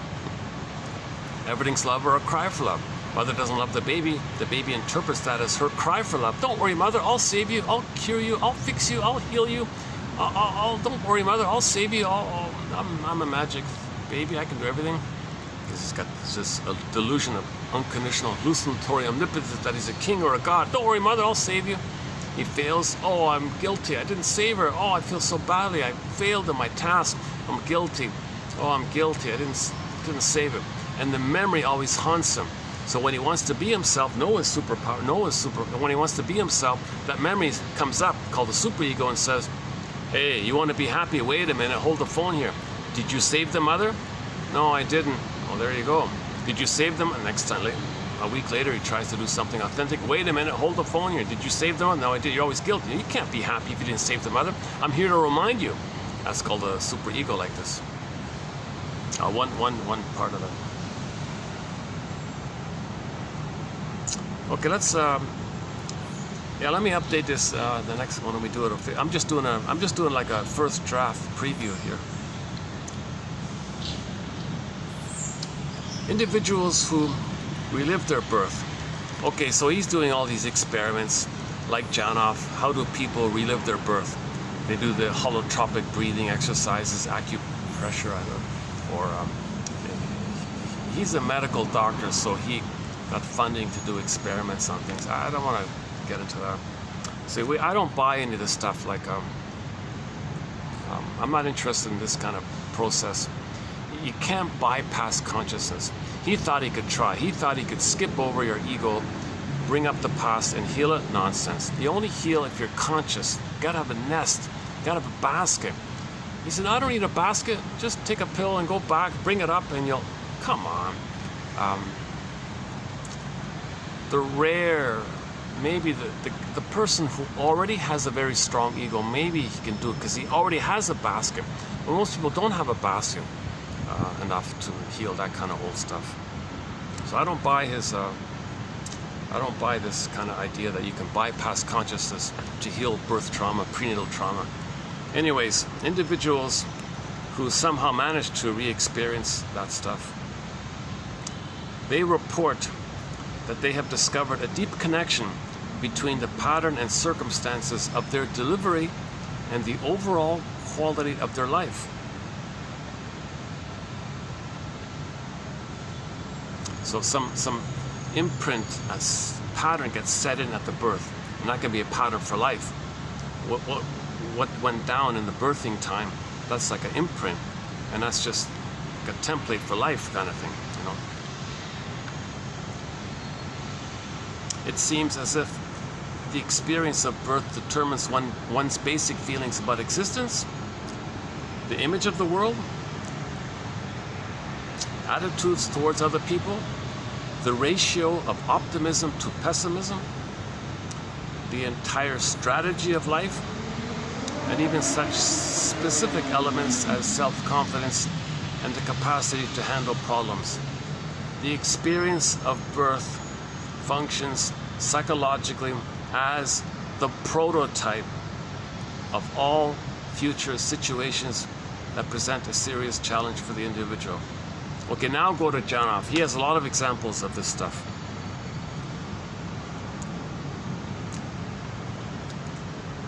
Okay, the baby's coming out of the canal.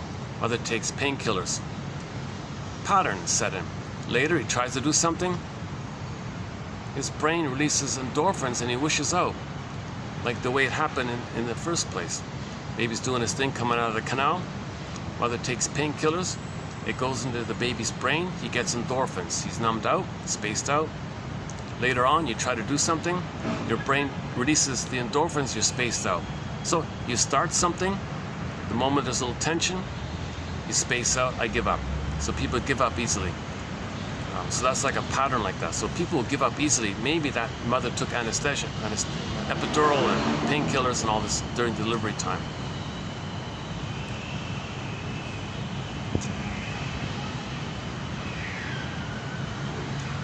One baby was very stuck in the canal. He felt stuck in his life.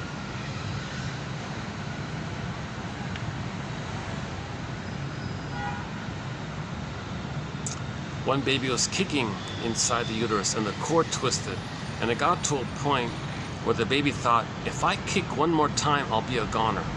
don't move, stay still. Because if he kicks one more time, he won't get enough oxygen, he'll choke himself, right? So he decided to freeze, don't move, stay like that. Because he was, that's an imprint. He had a general pattern in life that when he felt stress, don't move, stay, don't move. So the prototype is there, and you live, and it's a pattern in your life when you feel stressed. So whenever you feel stress in life, you revert to that pattern you created.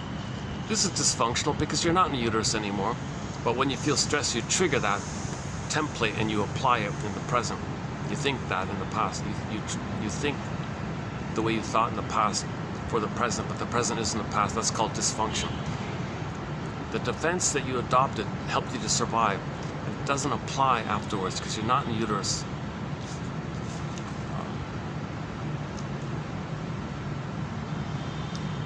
Okay, yeah, here it is here. Individuals born under the influence of heavy general anesthesia repeatedly connect this with their later difficulties in completing projects. They indicate that they are capable of mobilizing enough energy and enthusiasm in the early stages of any major endeavor, but later lose the sense of focus. Endorphins, you're spaced out, loss of focus, and feel that their energies become diffused and diluted. As a result, they never experience the feeling of clean completion of a project and the satisfaction derived from it.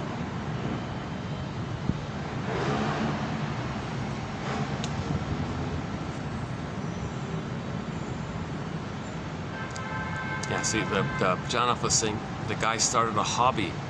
He wanted to learn something. He started a hobby. He started, when it got difficult, his brain sent him the endorphins. Okay? So, feeling stressed, learning the hobby, that triggered the prototype. Coming out of the canal, pain, mother took pills, endorphins, blanked out. That's what happened in the brain. When the present triggered the past, he experienced the past in the present. So he'd give it up, try another hobby. Now, on a personal note, I tried to learn another language. I tried to learn a little German or another language like that. And when I try, it happened to me. I have a kind of a struggle learning second languages. I learn a little bit. Oh boy, I feel like this. So it makes me wonder if that's if learning languages is also in that area. Probably is. Yeah. Next one here. When forceps were used to terminate the delivery, the enduring pattern is somewhat similar. Wait, so he gives up, right? So another pattern, similar. He's coming out of the canal. Okay, something forced him. He was grabbed by the forceps and yanked out. So he tries to do something later in life. Oh, there's too much pain. Something's gonna force him. He's stuck there like that. So he was overwhelmed. Persons whose birth was induced report that they dislike being pushed into projects before they feel ready, or may sense that they are being pushed into projects even if objectively this is not so. So this is, you ask people to do something, don't push me, man, I'll do it on my own time.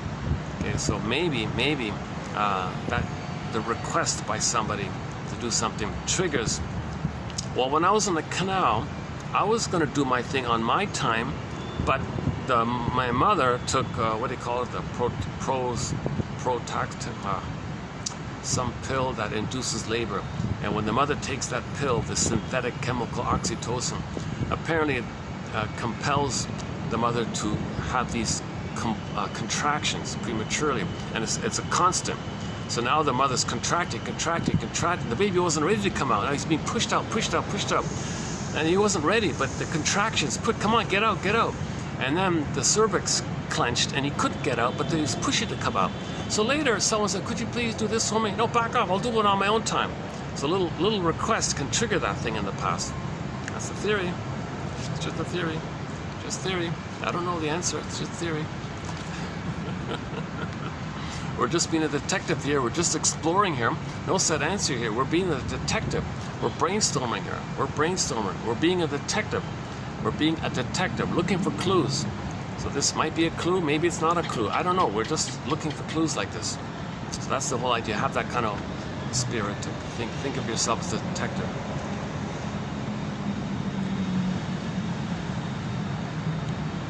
Okay, finally, on a happy note here, sensitive handling of the newborn,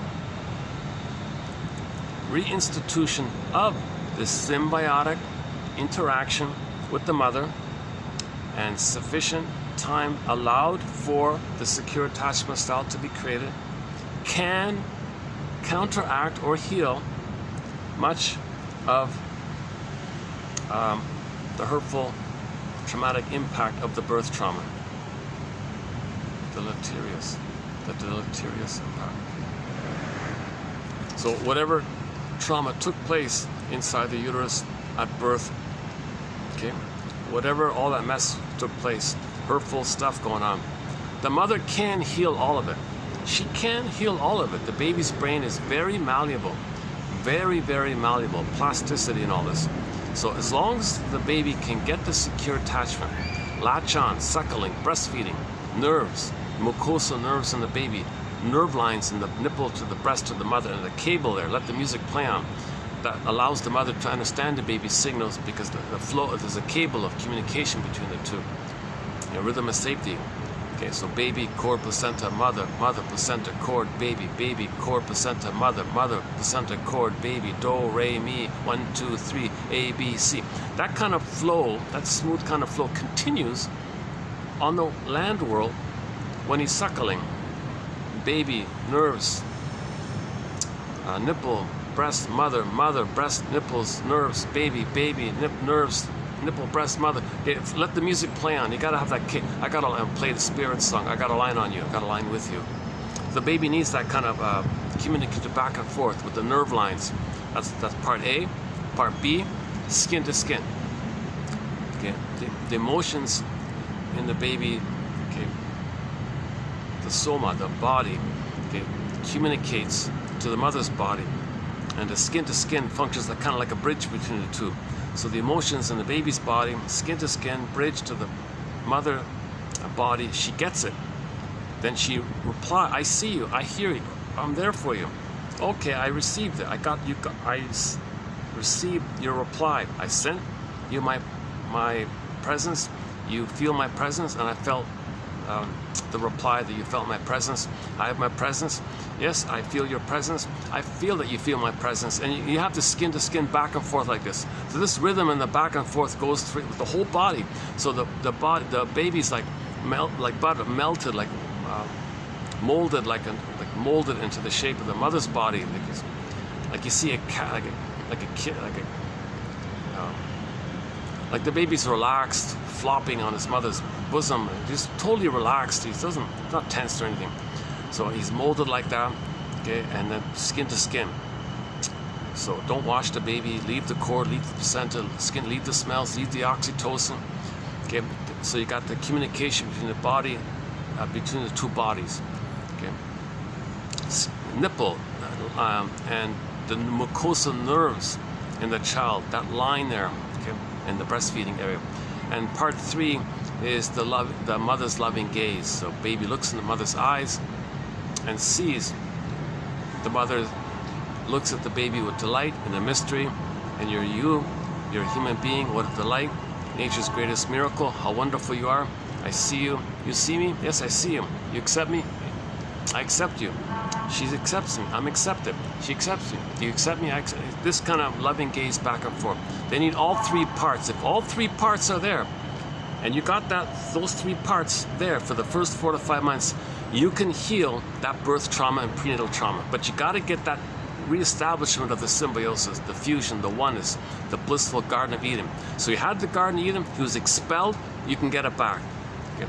Now, the baby doesn't get it back. He may spend the rest of his life trying to get it back with falling in love, transference love, like today's topic.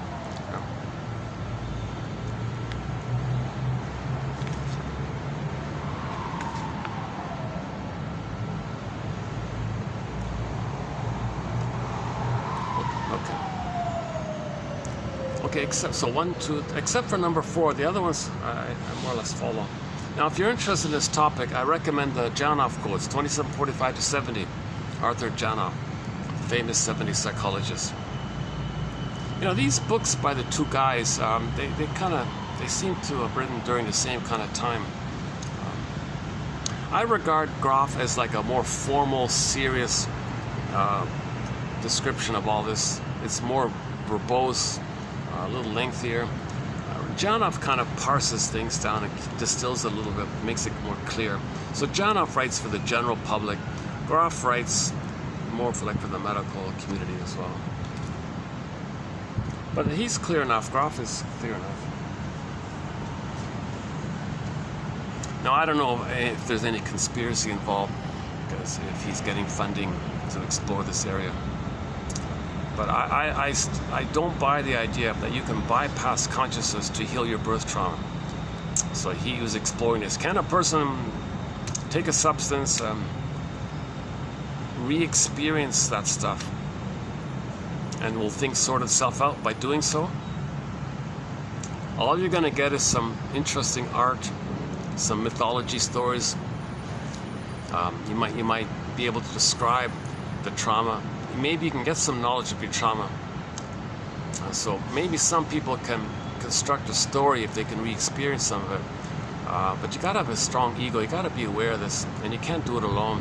That's why these indigenous people sit in a circle. The shaman is aware of all this, and the wounded person is in the community of the circle. They take the thing and all this.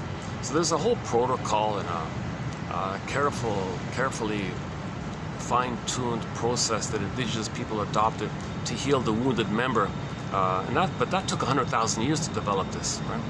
So now a modern man's gonna forget all that and just do it on his own with his buddies. You gotta be kidding! No way.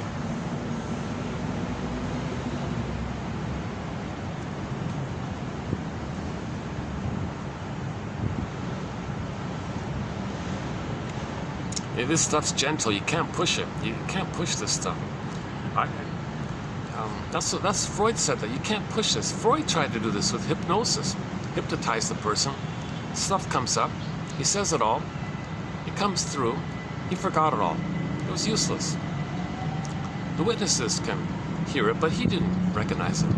You got to be conscious of your own process. You got to be a detective in your own process. You can't bypass the person being a detective. You can't heal without being a detective. Only detectives can heal themselves. You can't heal without you becoming your own detective. But that's what all this magical still stuff is about. Oh, you don't need all that stuff. It takes too time consuming. Let's do it quickly.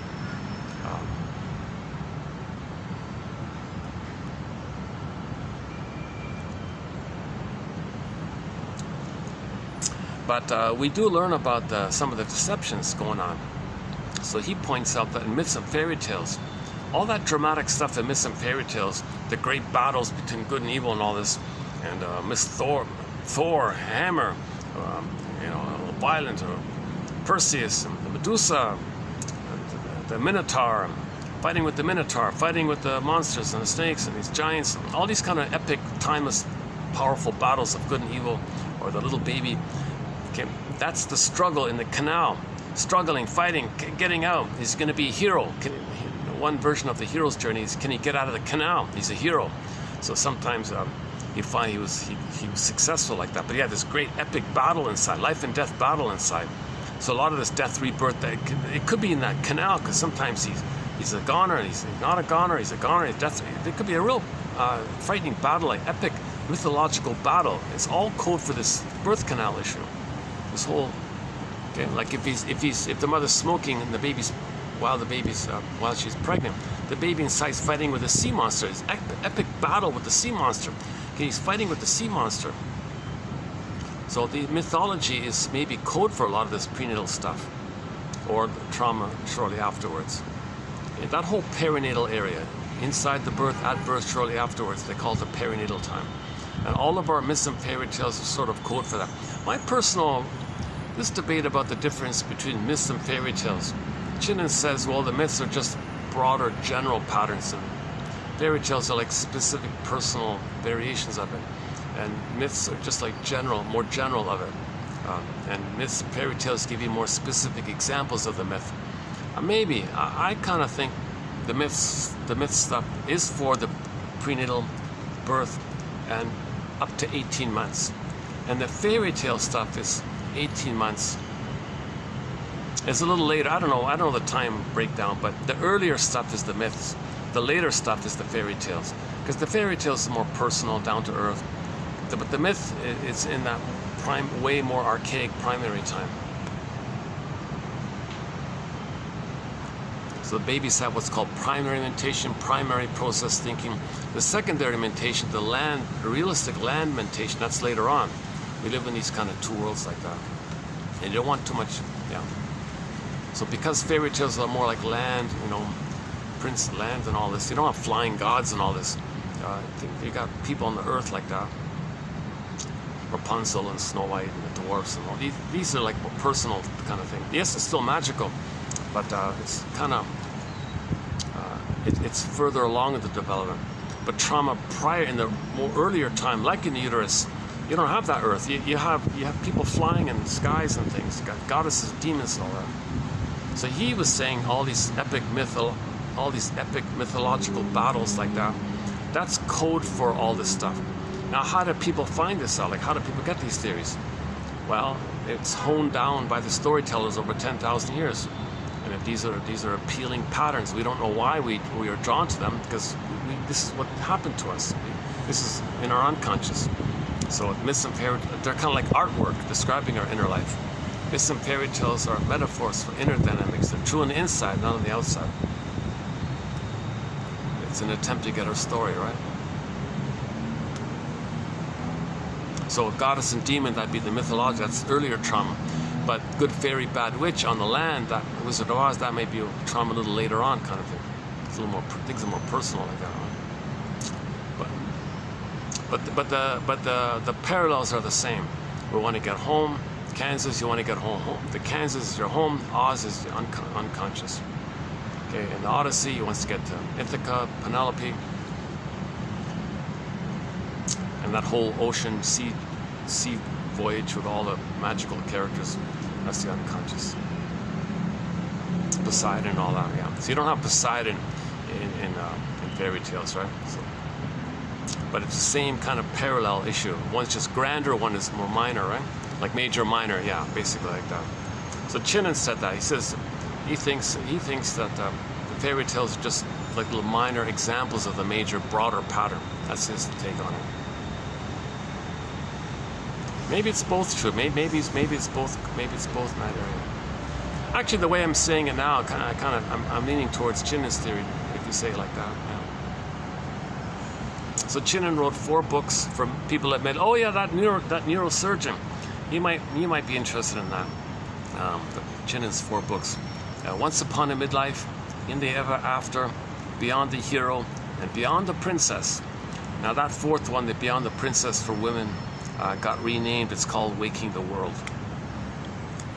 So in those 4 books, Chinnen retells and discusses 50 middle tales, fairy tales that seem to be focused on people dealing with the midlife area.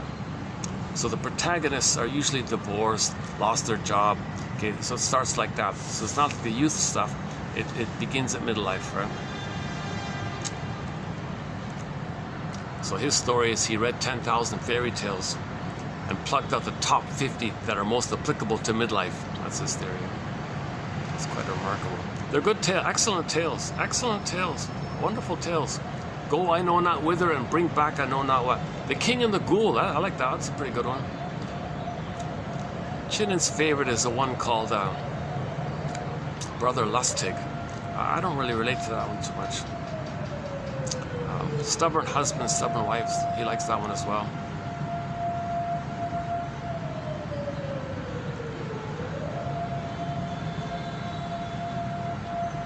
There's a little mini one, it takes like 2 minutes to read, called The Duration of Life. That's a funny one, from the Grimms. Yeah, look up the Grimms, The Duration of Life. It's just a ballpark idea of the adult phases, right? So in the beginning, everybody got 30 years of life, right? The donkey said, "Hey, come on, I don't want 30 years. Come on, nature, don't give me 30 years. I'm a beast of burden here. It's too much." So nature, or God, or whatever. "All right, fine, Mr. Donkey. I'll take away 15. Is that better?" "Okay, that's a little relief. Yeah, I'm always a beast of burden like this." The donkey came. "Hey, yeah, I don't want 30 years either. Like, come on, I'm playful. I don't want to be an old, tired dog or something." "All right, fine. What if I take 10? Okay, that's better. Okay, or 15, or 15, or 12. I forgot the numbers. The third animal came out. "Hey, come on, nature God. Don't give me 30 years. The monkey said, "If I'm swinging all the time, I know you might get tired of something and swinging." "All right, fine. I'll take 10 years. Is that better? Okay, that helps. Thanks." Then the human came. The person came. "Hey, come on, 30. That's not enough. 30 years is not enough. I want more. Come on." "Well, what I'll do is I'll give you the 15 from the donkey, the 10 from the dog, and the other 10 from the monkey. How's that?" "Okay, that's better. Thanks." And that's why people are fresh and natural for the first 30 years, right? But then from 30 to 45, whatever it is, they feel like a donkey, beast of burden, laboring at the 9-to-5 job, doing the same thing over and over again, like the neurosurgeon kind of complained about. And after that, oh, you're tired. Now you're the burned out dog who wants to just lie around and sit at the fireplace, do nothing or something. But after 60 something, 70 something, whatever it is, you might get some spring back with the monkey. Now you feel fresh and alive again. Something like that. Okay, I don't know how well I told it here. So check it out, the duration of life, and see what you think of it. Chantil tells it, I think, a little better in his story. You know, he wrote that in his 30s. Those 4 books, he wrote that as a kid, like in his 30s, can you believe it? So he began this midlife audit very early on. He's sort of like a boy wonder genius kind of guy, I think. It's a pity about him because he really didn't do much afterwards. He kind of disappeared from the scene after that. So nobody heard of him really. I saw one interview of him, and the interview asked him, "Yeah, where were you? Like, why didn't you join Robert Bly in the gang? Are you serious? Do you look at me? Can you really? You think I'll be accepted?"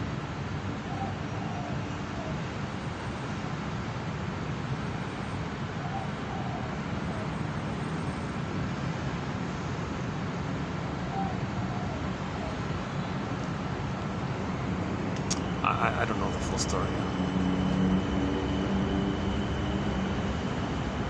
See, that thing with Robert Bly, it might have been controlled. Like, he might have had all these handlers and controllers and all this. Maybe, I don't know.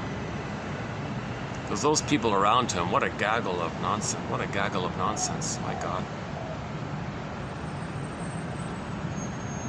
Robert Bly had to babysit these handlers, but the handlers were controlling him. We got to control and watch him. Don't be too helpful.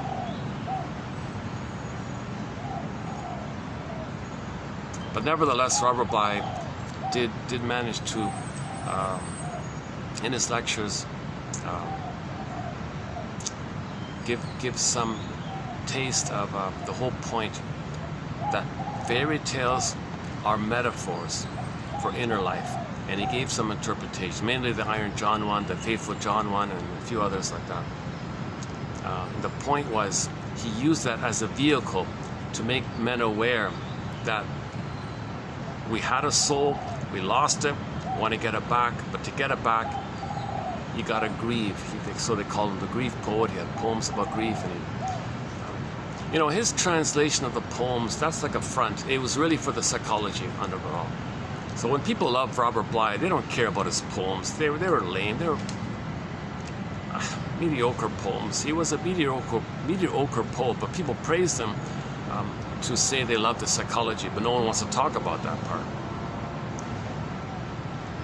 And in his lectures, you can hear psychoanalytic principles in his lectures like that, but he said it in simple terms. So he's got various tape sets the shadow one, the shame one, and a few others.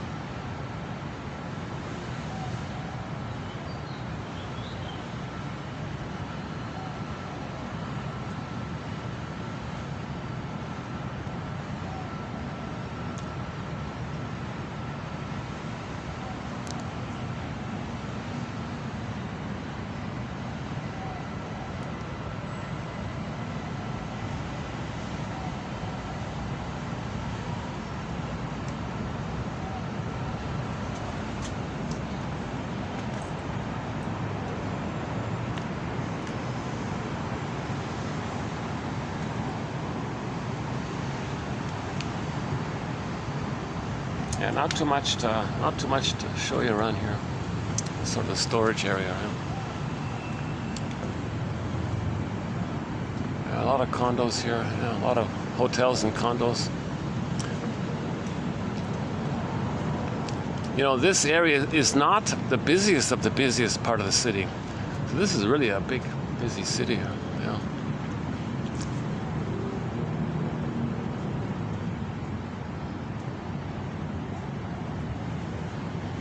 If nobody's at the pool, I'll take it. Let's see.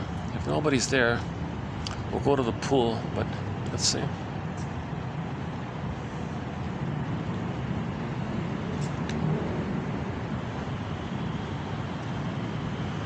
Oh no, there's people. Oh no, forget it. No, there's people there.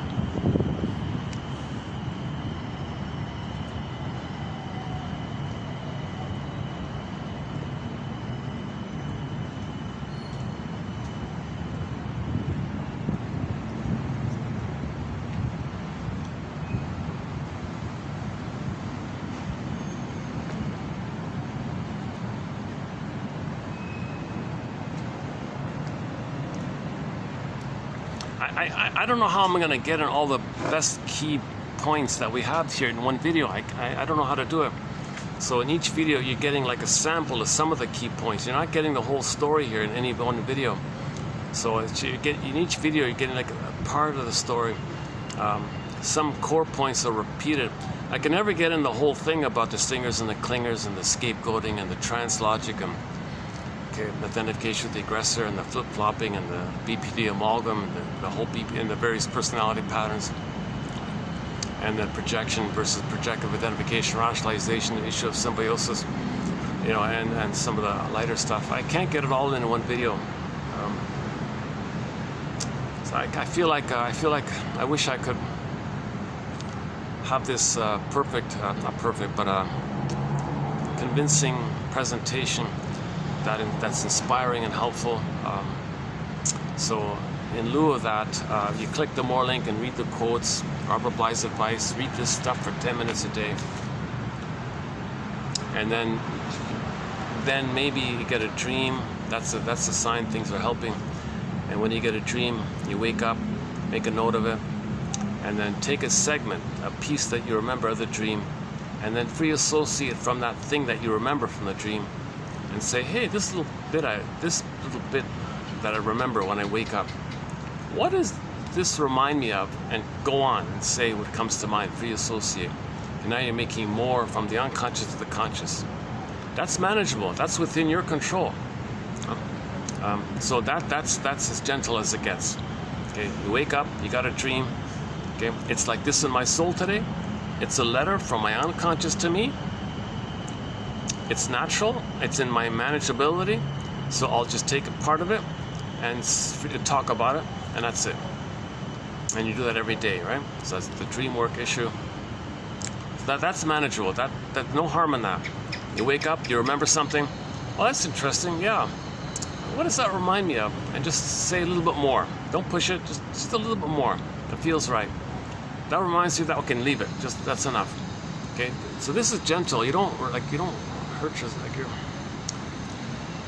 You gotta be nice to yourself, right? That's why you gotta kiss the frog or kiss Snow White. Like, you gotta be gentle, tender with yourself. So be nice to yourself, right?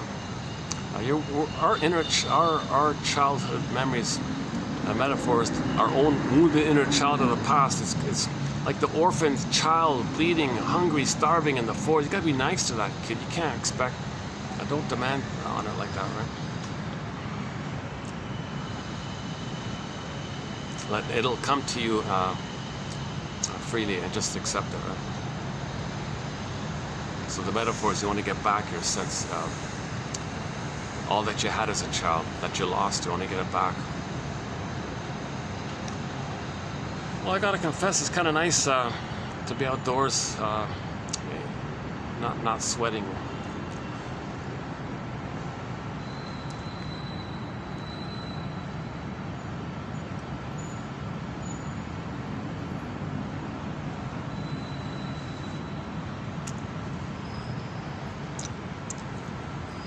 Yeah, so part one, yeah, okay. Let's see, what is check? Yeah, battery's charging, it's still charging 89%. what time is it? 6, what is it? 6:30 something? 6:33. Yeah, okay, the light's there'll be like 10 minutes left of light, right? So I'll finish this video in 5 or 10 minutes. So what I read through it today, that's just a preview. Yeah, so I'll do this again next time. So today's one is just a simple one about the poem. The wolf, the dancing wolf. The dancing wolf, that's quite an image, eh? Dancing wolf. By Chantil Dukart. So keep the image of the wild animal in mind. Okay, wild animals play when they trust the people around them. Humans trusting everybody blindly, that's foolish, right? There's a lot of stingers out there love to hurt you because they were hurt and they're the hurter and they're blissful, and that's called Schadenfreude. Stingers have kind of given up on the quote-unquote tenderness, affection area and development to get their embodiment. They're just addicted. Okay? They're just addicted playing infantile God and treating and finding proxies to represent their humanness, which they shame and damage. So they're very envious and greedy and like that. So these are the stinger personality patterns. The various narcissistic types, the bully type, Iago, a key one with the Iago.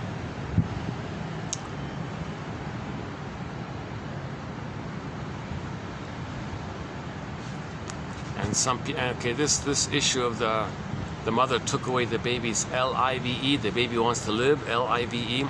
When the mother crushes that, the baby identifies with it, and they're repeating it again, taking away other people's, again and again, robbing other people of their L-I-V-E, because mother did it once to them, they do it forever to others, then it's E-V-I-L, reversed.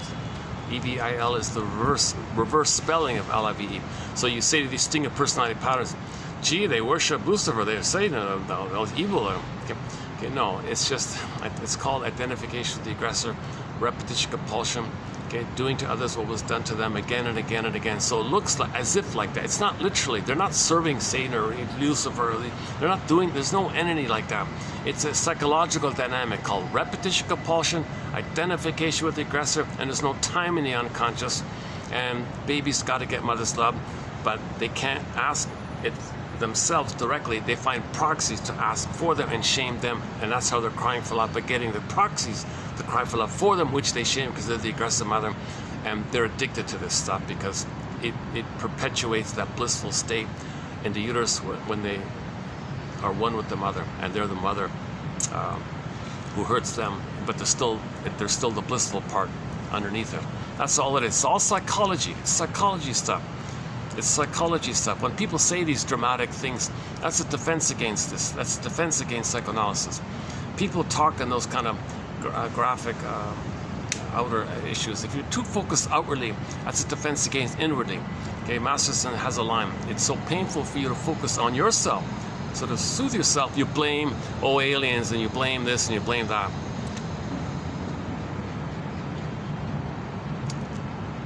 Okay, so Michael Jackson says you write the song, you want to heal the world, well, heal the people. Heal the people. Start with the man in the mirror. Look with yourself.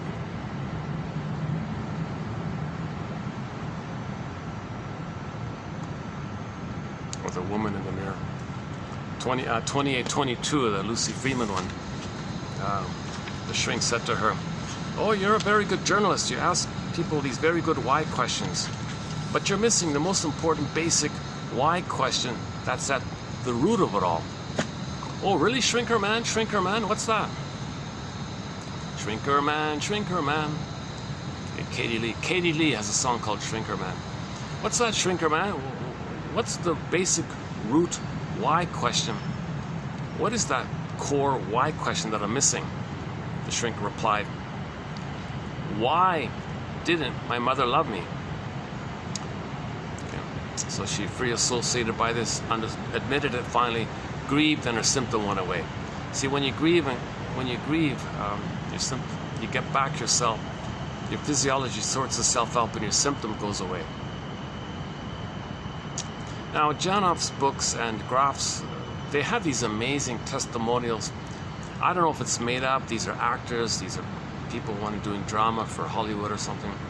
I don't know what's real or made up or exaggerated or partially true or wanting to make a point or people wanting to show off to get attention, to be seen. They make up these great stories, trying to sell their scripts or something. There's a lot of drama in all these testimonials.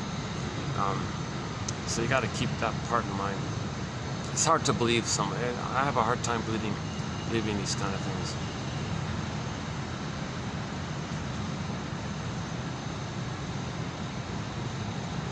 People say what might sound impressive or what gives them attention or something.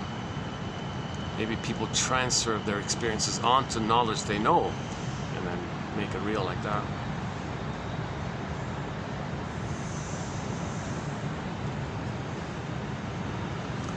So it's very gentle. It's very gentle, this psychoanalysis. Just read this stuff a bit, 10 minutes a day. Make a note of any quote that's of interest and leave it alone. Just maybe free associate a little bit. Use a quote as a prompt to free associate with. Why did you choose it? That's enough. Just gentle, just very gentle. 10 minutes a day, gentle. Don't push it. Be gentle. Sorry, be gentle. Phrase things in the positive. Be gentle.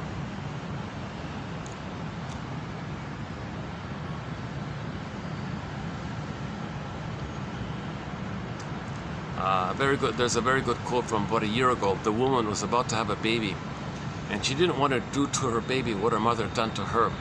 So she went to the shrinker man. Shrinker man said to her, "Oh yes, you're letting me know what your childhood was like." She said, "Really? Go on, please. Tell me more, shrinker man.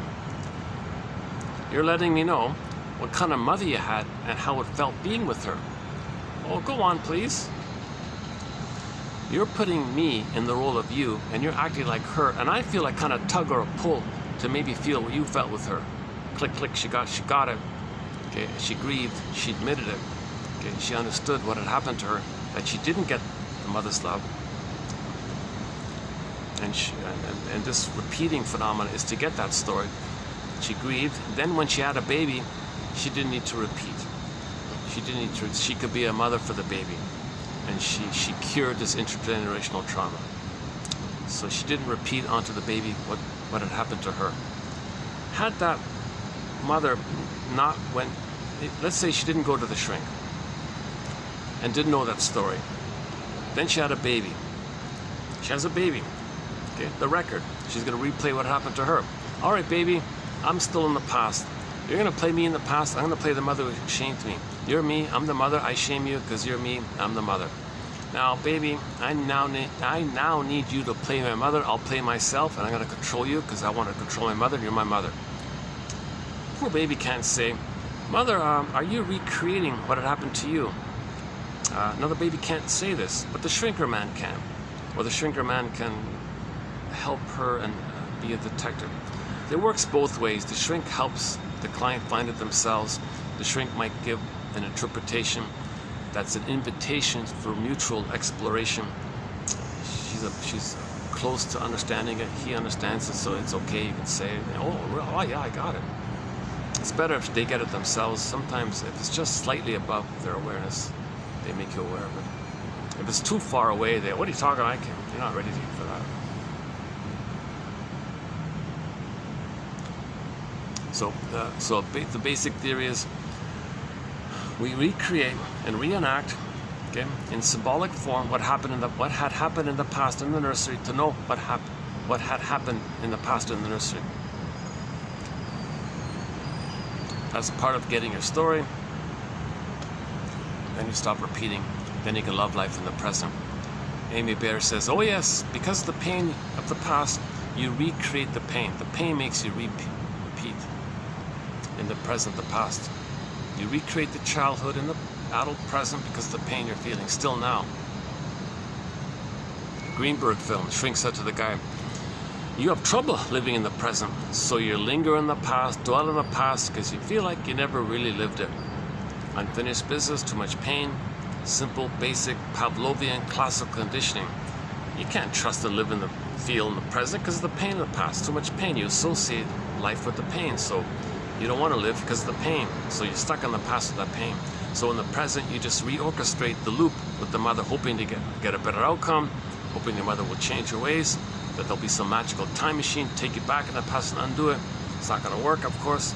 But you doing this is an attempt to get your story of what had happened. So the positive intention of repetition compulsion is that it's an attempt to help you to remember. Repeating the past and the present is to help you remember. We're trying to remember. See, when we remember, we stop repeating. If we don't remember, we keep repeating until we remember. That's Freud's famous essay, 1914 essay, repeating, remembering, and working through. Now that working through jargon, we covered it yesterday, so it's pretty good, the working through one.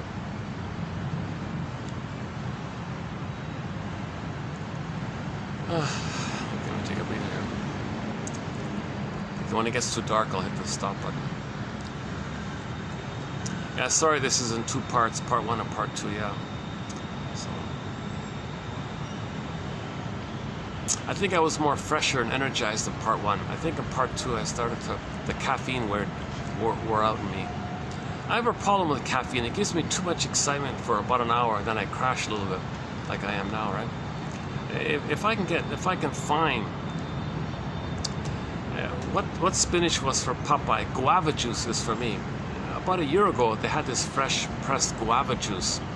I would have like a half a liter of it, and I could talk for 8 hours, calm and fresh. And I did some good deliveries during those times. The guava juice is unavailable.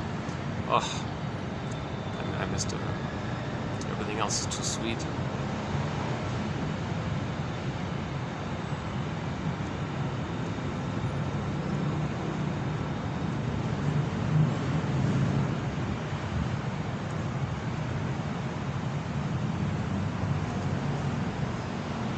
Yeah, so Michael Jackson, if we're going to heal the outer world and all that, okay, we got to heal the people, get back to feelings. So once we get back our feelings, we're ethical, we're moral, we're virtuous, we're good like that. That's our natural state. But with trauma, that's all frozen. And people are now deliberately traumatizing to have people to plunder and pillage. So this is all an accident, I think. There's no aliens that did this to us. We accidentally did this to ourselves. Now we can be conscious of this, because that's the gift of consciousness. We can be aware that we're traumatized. And with the awareness that we're traumatized, we go on the second journey of midlife and become a detective and find our unique way to get back our embodiment.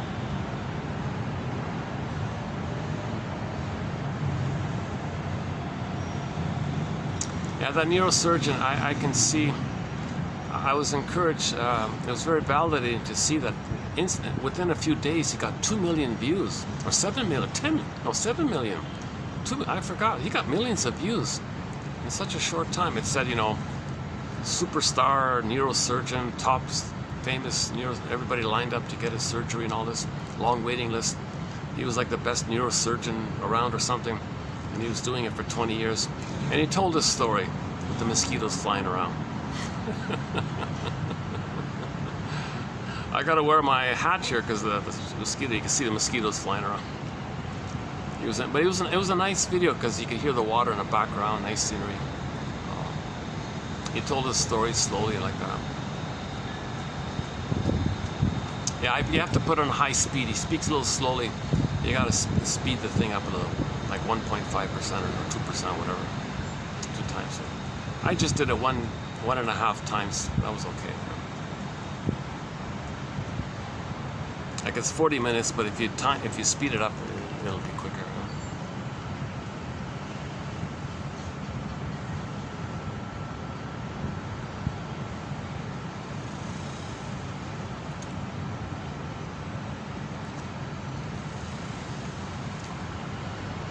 Because he kind of represents everybody's dream, right? To be a superstar neurosurgeon or something, the top of the top, right? And he gave it all up. Everybody said, you're crazy. All this investment to get there, and I can just drop it off to find yourself. You don't need yourself. Oh yes, I do. I want to find myself. See, those voices, you don't need. That's like this. That's like the temptations, not like the sirens and Calypso and Circe. You don't need it. You don't need it. No. But this, he said, no. I want to find home. I want to find home. That guy was saying, I want to find my home, and he was saying, all these people around him were saying, come on, get over it. It's money. You're making good money. You're a star. Come on, just give it up. Forget about your home. No, I want to find home. I want to find my home. It's kind of like the Odyssey issue, right? So he was hearing all these voices, people telling him to tempt him, the sirens like that. But the deeper, but that's superficial. The ultimate layer is the memory that the mother said, with me or against me, baby. I'm with you, mother. You gotta face that kind of thing. You don't need to be a psychological. Yes, you can be a star and all that, but you got to be tied to me. Okay, with me, against me. So there's a split like that. A person can still be psychically bound to the mother when the mother does this. So some mothers brainwash their children, okay, so that the mother can never feel alone, feel a presence, feel the support, okay, and then she can push the baby's buttons because, hey, mothers know how to push your buttons because, hey, they sewed them on, right? So the mother can brainwash the baby by simply saying, well, you're going to be autonomous, you're going to be independent, emotionally, psychologically, not me. Oh, really? She doesn't want to feel alone. So the trick is, all right, I'll abandon you. Baby freaks out. All right, mother, I'll give myself up because you enjoy this oneness here and you need to parentify me and you need me to mother you and save you. Oh, very good. And then she rewards this regression. Now she can reward this regression and do it in a way where she supports the schooling and all that. There's a split like that. The emotional life is frozen, but the cognitive life is a separate track, so you can still get 10 PhDs and all that. Rinsley addressed this point. Why is there a split between this emotional development and the cognitive development? Why does the person like chronically grow up and get 10 PhDs, but in the memory, in the unconscious fantasies, there's still this battle with the mother like that?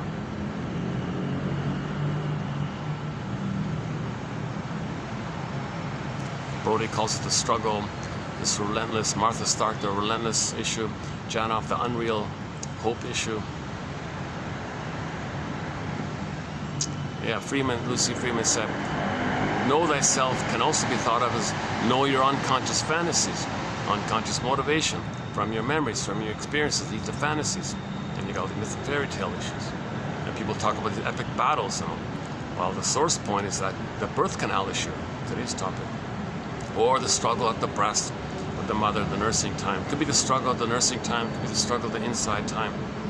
Any kind of struggle in that perinatal area is going to lead to all these myths and fairy tales.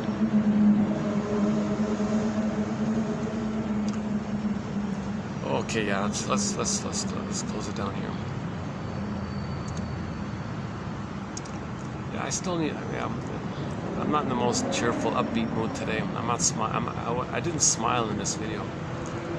I think maybe I smiled once. Can you believe in 3 hours I did one? That's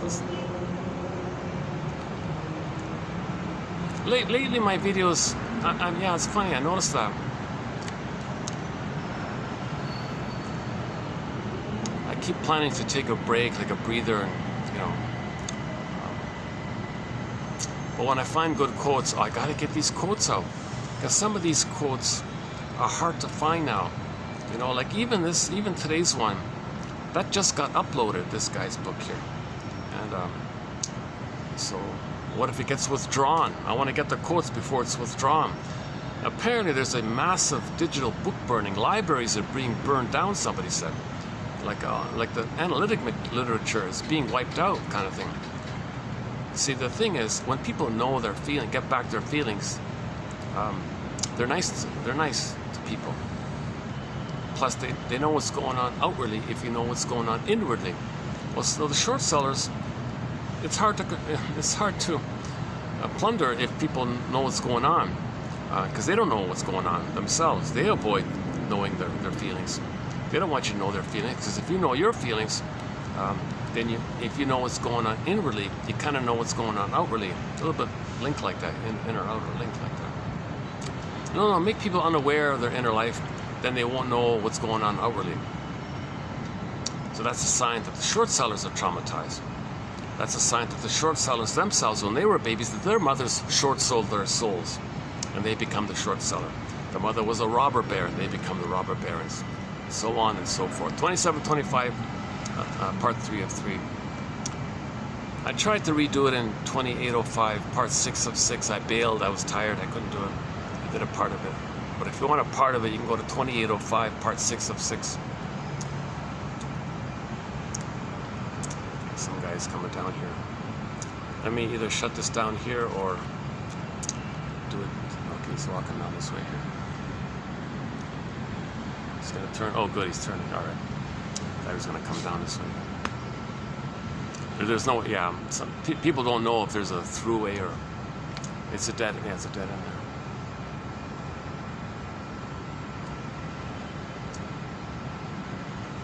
Took me a long time to find this little spot here. My goodness. So I've got. Let's see, the Swan Place. This place.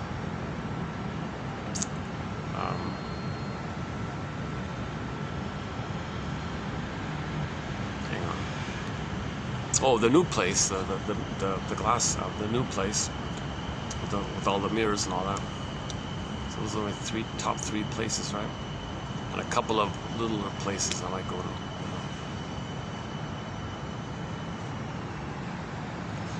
Oh, I'd love to be on the shoreline. Oh, I'd love to be on a meadow or something, like a nice, fresh, wild flowers and rabbits. I'd love to be on a meadow or on the shoreline. Even a rocky shoreline. I don't need a beach. I just need like a shoreline to do these videos on. I think my presentation, I'd calm down a little bit. Nature would calm me down, right? Once again, just to be clear, I'm not in a therapy mode here because I have been analyzed. I have no training or experience as a counselor or therapist. Keep that in mind. That's another part of my disclaimer here. One quote said, "Oh yeah, therapy doesn't take place if the helper is more anxious than the one needing help. Forget it. The helper has to be embodied and have his feelings. Then you can have your feelings. If the helper doesn't have his feelings, he won't let you have your feelings. He's too triggered."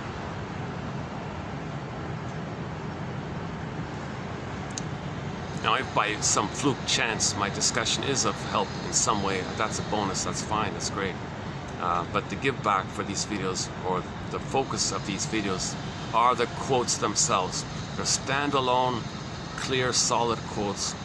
We got 10,000 of these babies. 10,000 of these babies. Yeah, these are the babies of thousands of shrinks who didn't sell out to pillage and plunder. So one quote said a lot of shrinks sold out, went to Madison Avenue to deceive people to make money.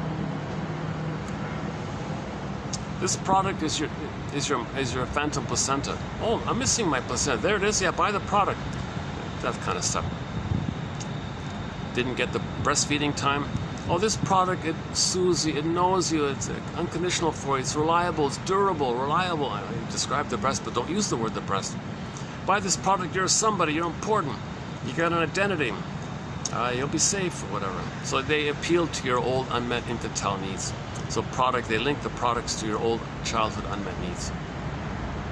The fashion's a big one there, right? Fashion victim was a recent topic, yeah. Fashion victim.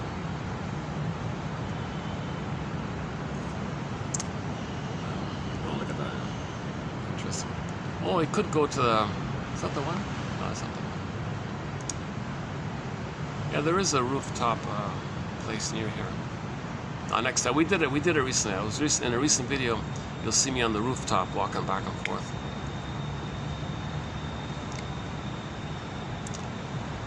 I could go downstairs to the lobby or just wrap it up here. What do you say? Let me talk to anxiety inside me. So in the Disney film, oh yeah, go to 2840 for discussion on the film Inside Out 2, 2840. So we talk about stream of repression, the popping thing, repression, the resistance to get to the stream of consciousness, i.e. the resistance to free associate, the fear to get on the boat, i.e. the fear to free associate, then the avalanche, the abreaction, and then the memories coming up to you, the cables. Then you got the alternating ones. It's not an either or, it's a both and. When you get to the both and, then Riley calmed down, and she was successful and happy and in love, work and play, etc. So you got to get the third side of the coin, the golden mean, the middle way, temperance, three-dimensionality. We're all people who are traumatized. So we got gifts, but we're confused, we're traumatized, we're repeating, crying for love. Everything's love or cry for love. If the jokes are dark, well, that's the paranoid schizoid structure of the trauma, early trauma. If the jokes are helpful, helping people a little bit, that's the depressive position, not laughing at other people's expense. That's the difference between Schadenfreude and Freudenfreude. Freudenfreude. Oh my God, the word of the year for this year either should be Freudenfreude, bring that in, or Athimoalexia, no feelings for your words.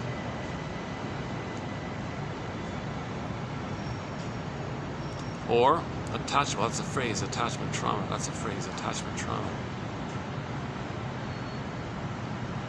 Let's say the word of the year. I would say borrow the Greek word, Athimoalexia. No feelings for your words. You have these words, where are your feelings, kind of thing. Peter Siphianus buried it by saying, alexithymia, no words for your feelings. I can't find words for my feelings because my feelings are frozen. I don't have feelings for my words, and I don't have words for my feelings. So we're a little airy like this, right? Or I'm airy, okay. Oh yeah, I saw somebody say dance to elements. Like role play you're a mountain, and role play your dance like your fire, dance like your water, dance like your air, something like that. Well, yeah, a very good speech by Kristen Wilson. It's called "Ooh My Soul," which is in an episode entitled "Earth, Air, Wind, Fire." That episode is part of a radio program called "Gleamings of the Earth," or Gleanings or Gleamings. Gleanings of the Earth, is that right? Yeah, Gleanings of the Earth, back in the 80s. That's even being withdrawn. I noticed most of those episodes have been withdrawn already. They can't, it's gone. But that one's still around, luckily. So I posted a copy of it in previous videos, so luckily I got it saved here. Because if that's removed, that's the only last surviving copy of that speech. A great speech called "Ooh My Soul," Kristen Wilson. 10-minute speech. It's still around, but for safekeeping, we got it here in an encyclopedia. A lot of material is saved here. We got it here on this channel, and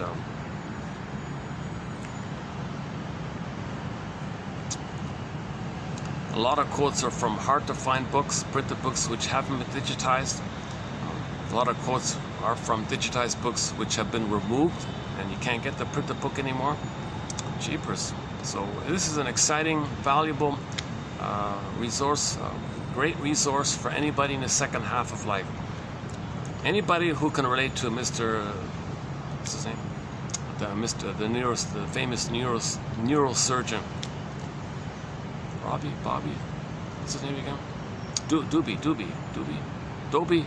No, that's Dobie Gillis. No, something Doobie, Robbie, or something like that. Look up MIT neurosurgeon quits his job. Something like that. I forgot the title of it.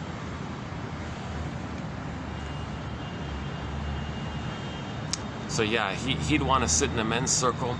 So I think he'd be very good to join a men's circle, like an authentic men's circle, like an analytically minded men's circle. Now you're not going to find it, so find something. Find any men's circle that's not a club, like that's meant to be psychological more. See if you can find something that's close to or approximates a talking stick circle. That's a start somehow. You need a safe place to talk and free associate. Or he's a rich man, so he can hire a shrink and talk to him or something.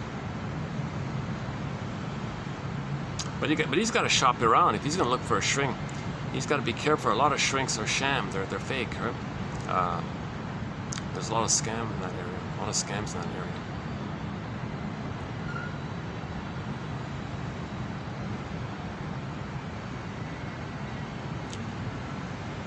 So once again, the comic psychoanalysis, Dark Horse Publishing, the comic. Okay, Masterson, The Search for the Real Self, Karen Horney, Our Inner Conflicts. The Janoff quotes here in our collection, 2745 to 70. That's a pretty good start, I think. Okay, due to the lighting issues, let's wrap it up here. Unless I can find some other. Let's see. Oh, let's check the pool. Maybe if nobody's there, I can go to the pool.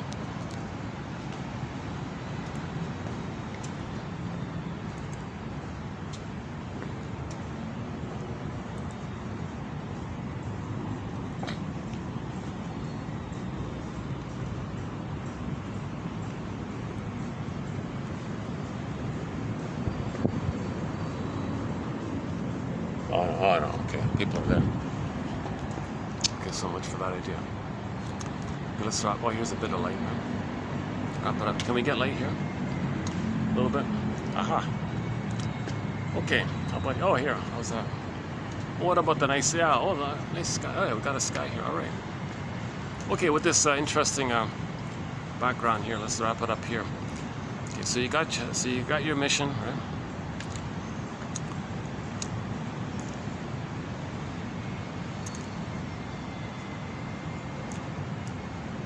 What's the mission? The mission. What's the mission again?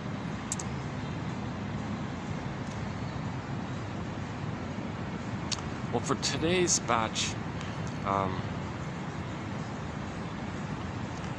read the poem, today's poem, the Dancing Wolf poem, and just make a note. What does this poem remind me of? And that's it.